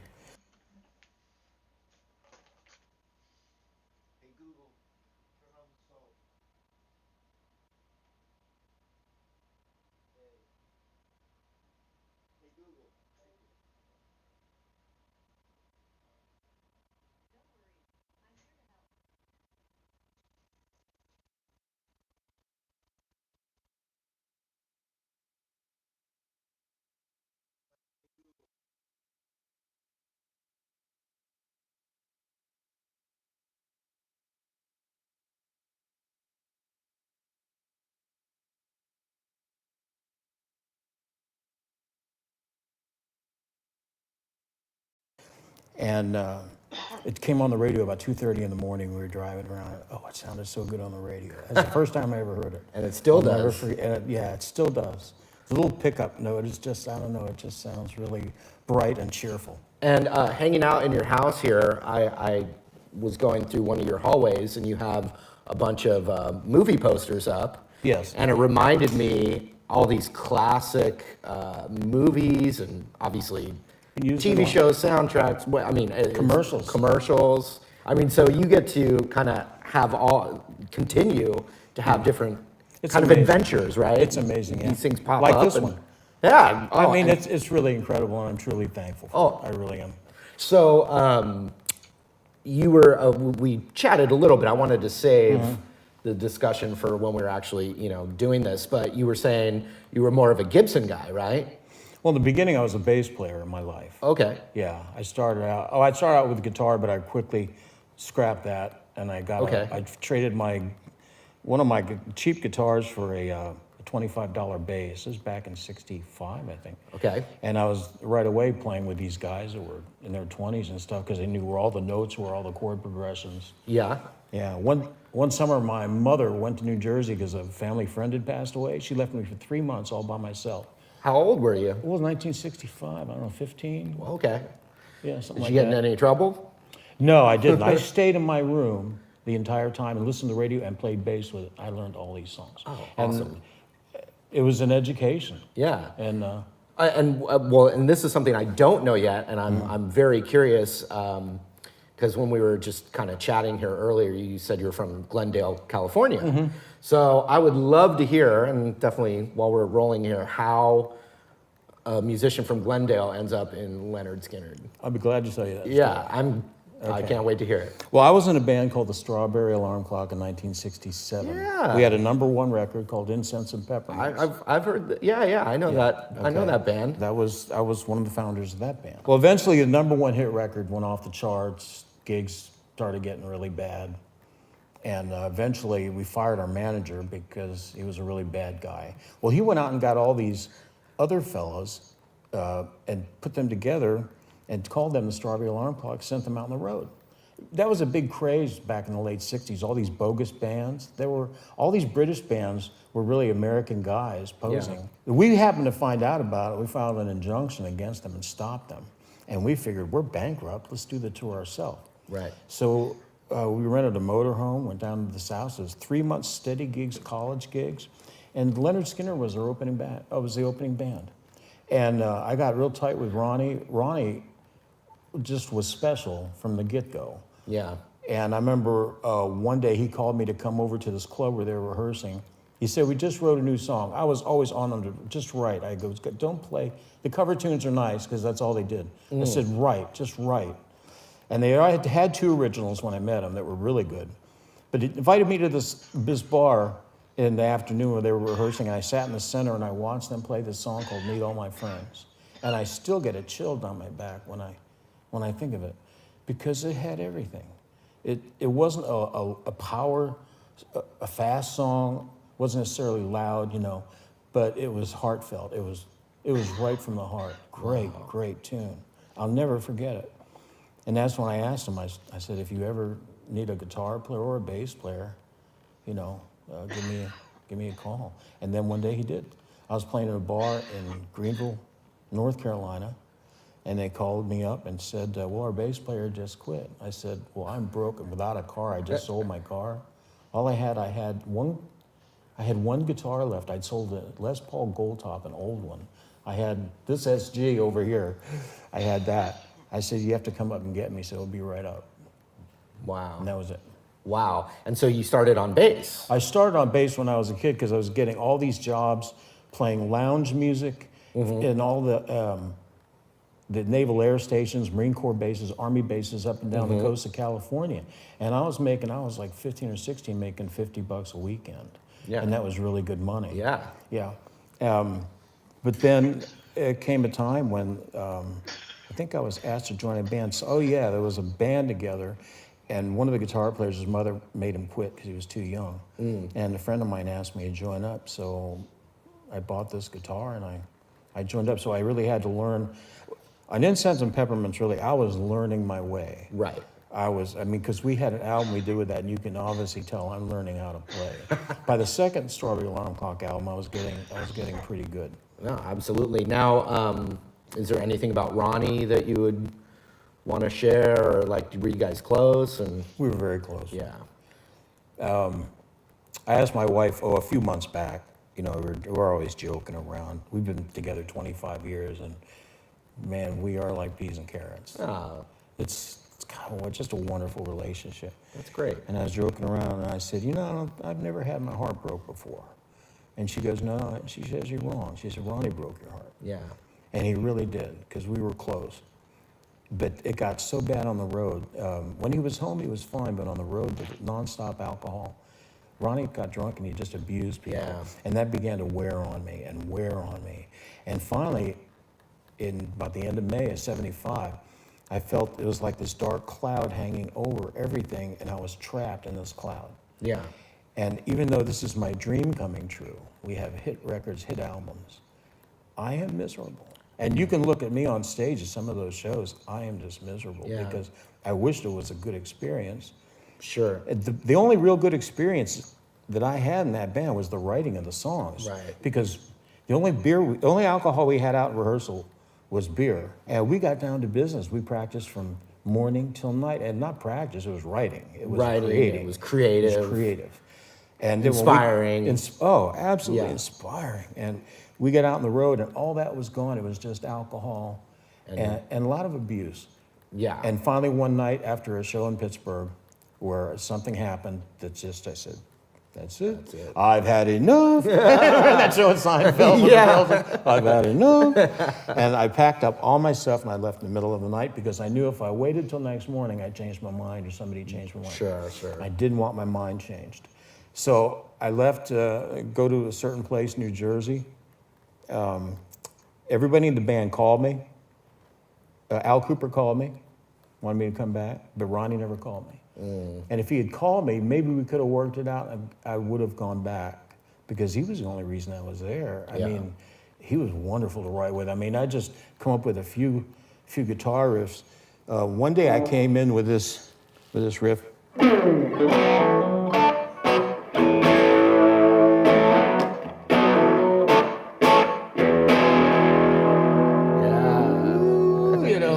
I love the open string vibe when you use the open strings with up top there. That's a great sound. And I really wanted to play solo on that because I figure it's my song. You know? How do you do that with 3 guitar players? Well, in a band? people. There's a myth going around. There's a lot of Skinner myths. I mean, online I hear so many. One is that there was always just brawls at rehearsal, knockdown, drag out fights. Nothing could be further from the truth. Okay. We got along. It was totally diplomatic, and it was common sense. Right. I wanted to play lead on Saturday night, but then Gary starts in this.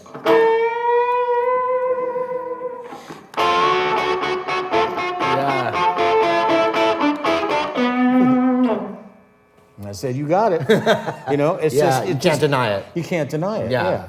It was a perfect setup. All 3 guitar players, we did what we could to complement each other. It wasn't an ego. Man, there wasn't an ego thing at all. Wow, that's cool. And what you rarely see, even in a 2-guitar band.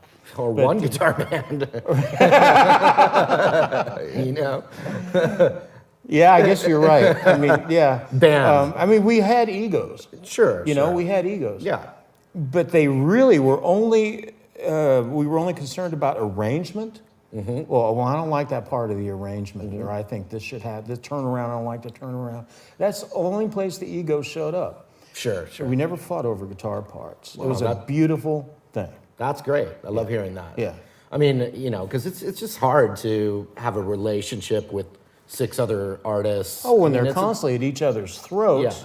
But rehearsals were never like that. The road was pretty bad. When you really think about it, touring, what is it, 2 or 3 hours is the fun about part. 3 hours, yeah. And the job part is the everything but the show, Everything right? but the show. The show is actually the reward, but all the other stuff was the job. It's too bad that towards the end I didn't consider it a reward anymore. Right, and that is, it's a shame, but it's probably pretty common. Well, it was a good thing in my case. I let my conscience be my guide. Yeah. And I got out. And Steve Gaines eventually took my place, who was born on the same day, month, and year that I was, and he wound up dying in the plane crash. Wow. On the front of I didn't realize you that. didn't know that? No. Yeah. On the very first cover of our first album, we had taken pictures all day south of Atlanta, 8-hour photo shoot. We were really tired. Yeah. Gary had a hangover. Bob had just 2 days prior had his head knocked in with a brass knuckles. If you look at some of the pictures, you can still see his eyes are all bloodshot. Oh man! So we're standing on the street in Jonesboro, Georgia. It's late in the afternoon, and the very last shot of the day, the photographer says, "Ooh, I think I got a bolt of lightning in that one." There was a storm coming down from Atlanta, Yeah. and that's what they used for the album cover. Wow. And the lightning bolt goes right through my head. It's almost like I was singled out or something. Wow! But awesome stuff. This guitar. When I started playing a Stratocaster with a band, I bought a 73 Strat, which was made during the 70s, and everybody knows 70 Strats aren't worth crap. They're just bad. Right. Well, mine was particularly bad. It was hard to play. And it's funny, we wrote Sweet Home Alabama one day, and 4 days later went to the studio to record it because Cooper wanted it down right away. Right. And I struggled to that, but the solo was a first taker, oddly enough. I played it in one take.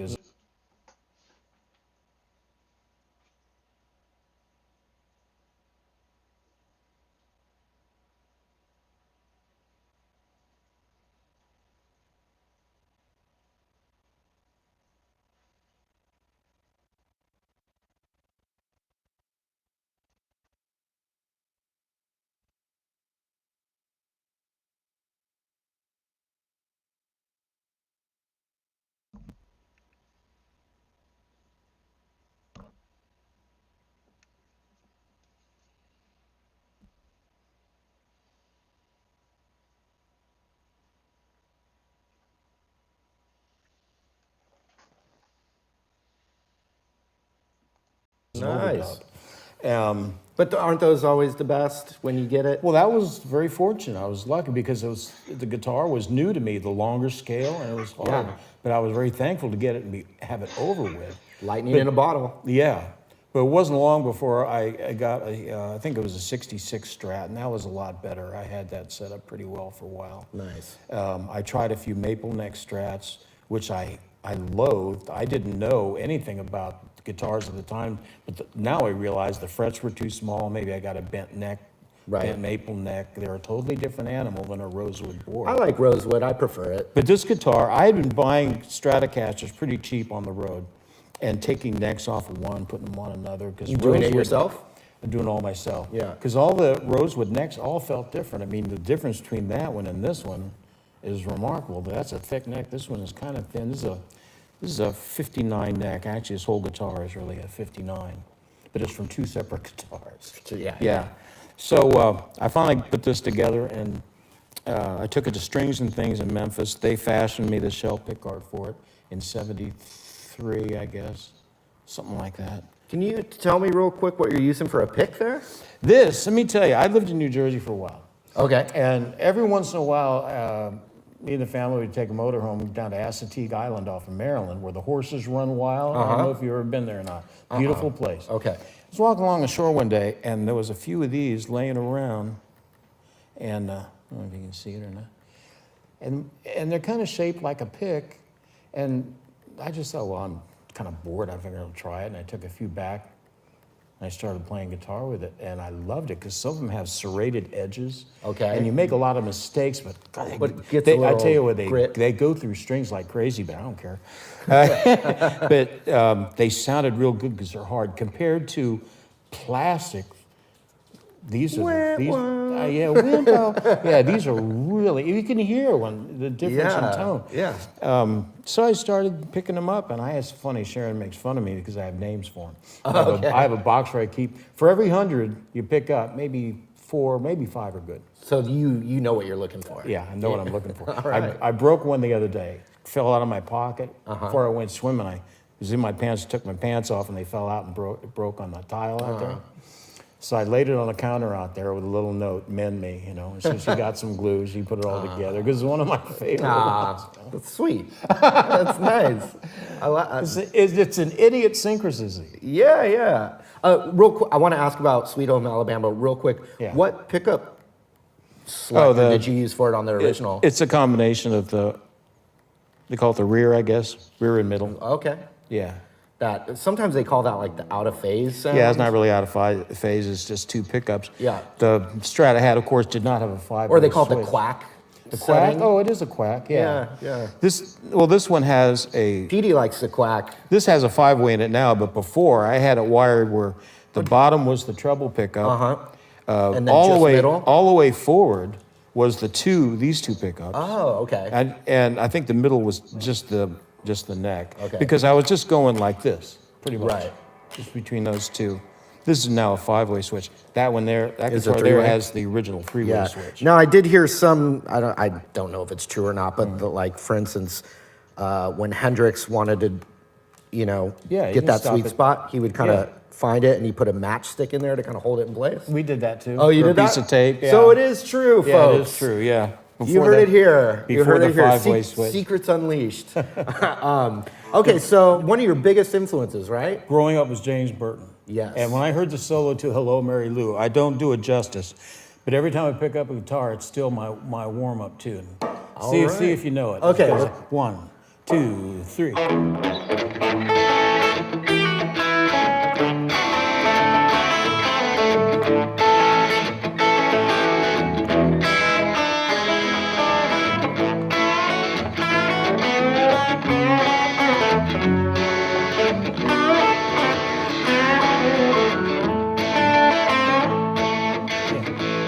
Yeah. Do you think you learned the most from listening to records, you think? Absolutely. That was it. I did that thing when I was a kid. I slowed them down and learned all the licks.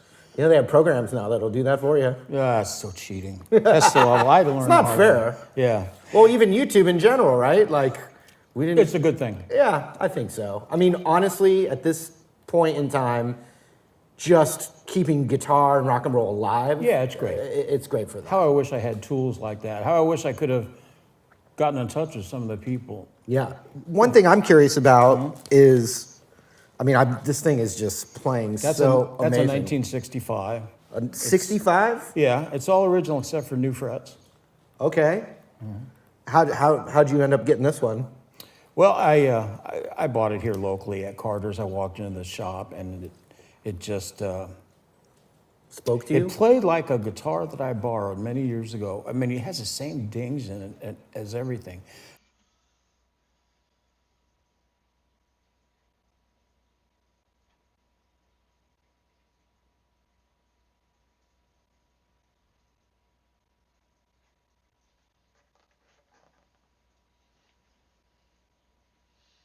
A friend of mine had a 65 blonde Strat like that, and I borrowed it for one show. And I tried to buy it from him, and he wouldn't sell it to me. And this is like, it could be the same guitar for all I know. Yeah. I mean, I have pictures of me playing my borrowed guitar, and it looks, it's got the same dings. Stuff. And but anyway, I played it, and I said. So well, it just shouted out at you? Yeah. And this is interesting wear on the back here because it's dark. Well, I it's don't been know. played. Yeah, I don't know exactly what makes that happen. Obviously, there was some big giant belt buckles, maybe. I don't wear belt buckles. Yeah. So real quick, tell me the story on this one. Like, where'd you get it? And you used this one in Leonard Skinner? Yeah, I did. So yeah, this was it was basically a 59, but it's from two guitars. Another 59 body, 59 neck, one of the first rosewood boards. Right. I didn't like the finish. It was a sunburst finish, but the guitar was kind of light. So I liked it. I had Strings and Things refinish it in black back in '73 or something like that. Nice. And manufacture a shell pick guard. Do you think you put your most of your gigging hours on this thing? You think this baby? Yeah, right I must here? have, because before I was always changing guitars. I was making new guitars out of necks and other bodies. Right. Until I found this one, I kind of settled on this one. You think I could find some old footage of you jamming on that thing? Oh, all over the place. Okay. Yeah. So I do know that pretty much no one is playing Sweet Home Alabama the real way. Well, there's what I call Little wrinkles. things, There are right. little wrinkles in it that few people get. Like, it's funny, this part, in between the verses, there's a little musical interlude that goes, Right. that one right there. Yeah, well, I've yeah. heard a lot of people just go, or, I don't even know how other people play it, like, Yeah. Well, let's not worry don't worry about how the fake people play it. yeah. It's,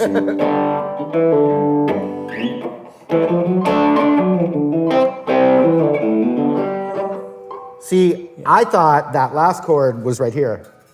You did an open A, right? I got it. I thought it was. oh, it's in G now. What are you playing? It's No. in G. Oh, right. Oh, yeah.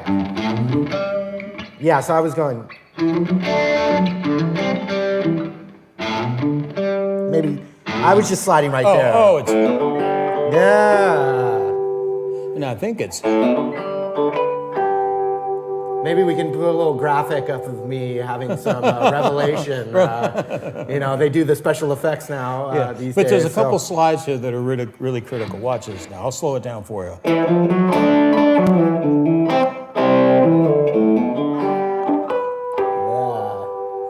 And quickly, it's like, it's a, Ah, yes.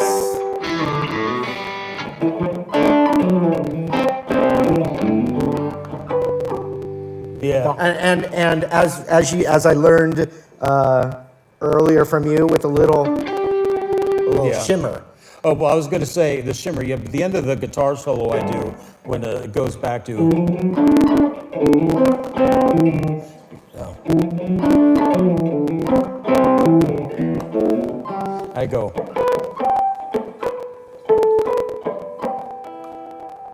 Ah, There's yeah. a harmonic here. So it's supposed to. Ah. It's very fast though. Yeah.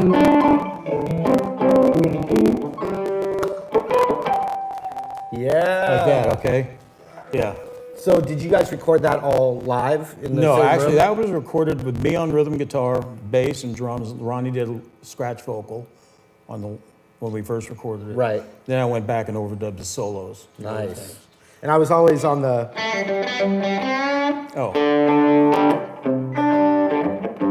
Yeah.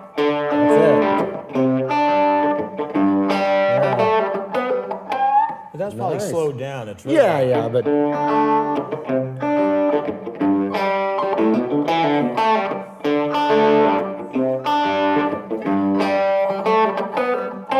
See, even I'm so rusty, I can't even play it right. It's- Al it's- Cooper used to say to me, he goes, why do you write guitar parts that you can't play? This guitar, I have my most history with. This is 1964 SG Standard. And how I got this guitar was real funny. I was with the Alarm Clock. Right. We were doing a little tour of, actually we were playing this little bar in Richmond. This is towards the end of the tenure, right? And anyway, I'm taking a nap on the band bus. And rhythm player who was real good friends with Lee Freeman, he's passed away sadly. He came down to the bus and walked in where I was sleeping and woke me up. And he goes, look what I've got. I go, oh man, where did you get that? He goes, it's yours. I go, what do you mean?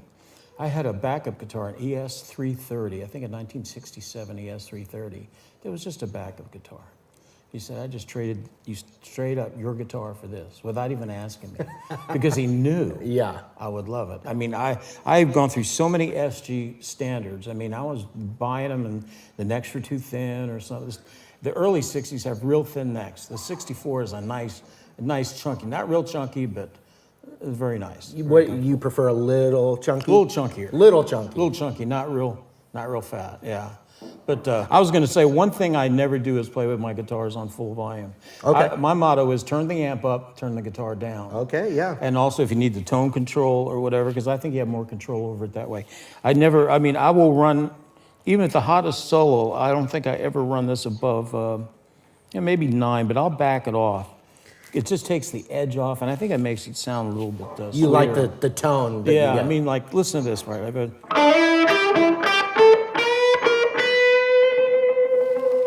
if I turn it up. Well, you might like that, but I don't.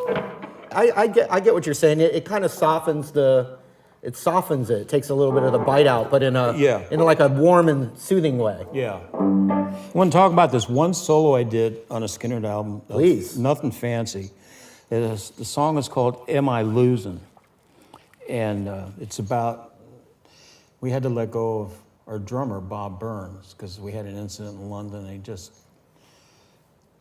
kind of cracked up a little bit and we had to sadly replace him. So Ronnie wrote a song called Am I Losing? One of my good friends. And it's a pretty cool song.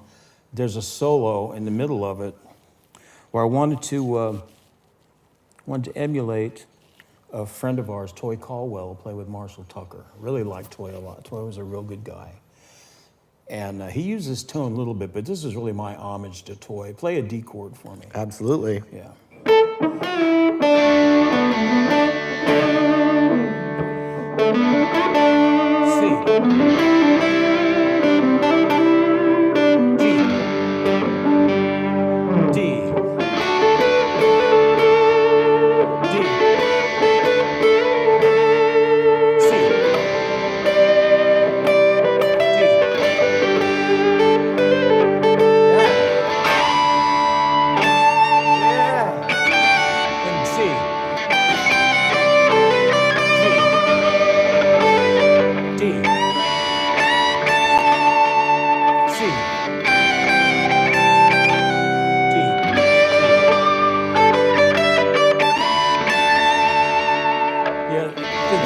Like that, but in the middle of the solo, I have the tone knob all the way down on this pickup here, so it has a real nice. Yeah. Wait, so show me again what you're using the middle selector. The middle selector, you got but turned down a little bit? the tone on the bass pickup's turned all the way off. All the way off. Yeah. Yeah.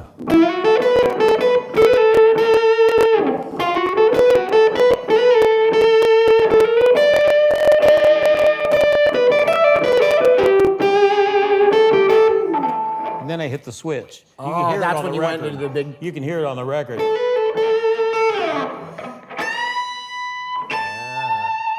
And then hit a C. Sorry, here.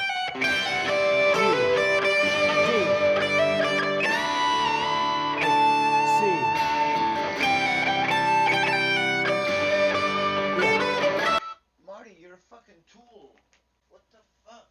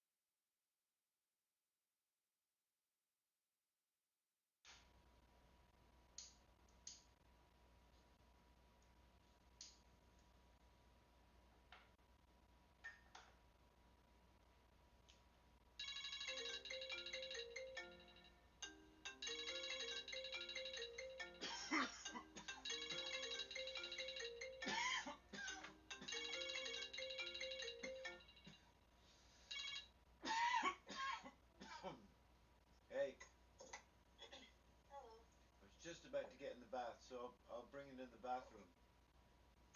Okay. I think. Hang on. Let's do a sound check. Can you hear me here? Not really. Not really. But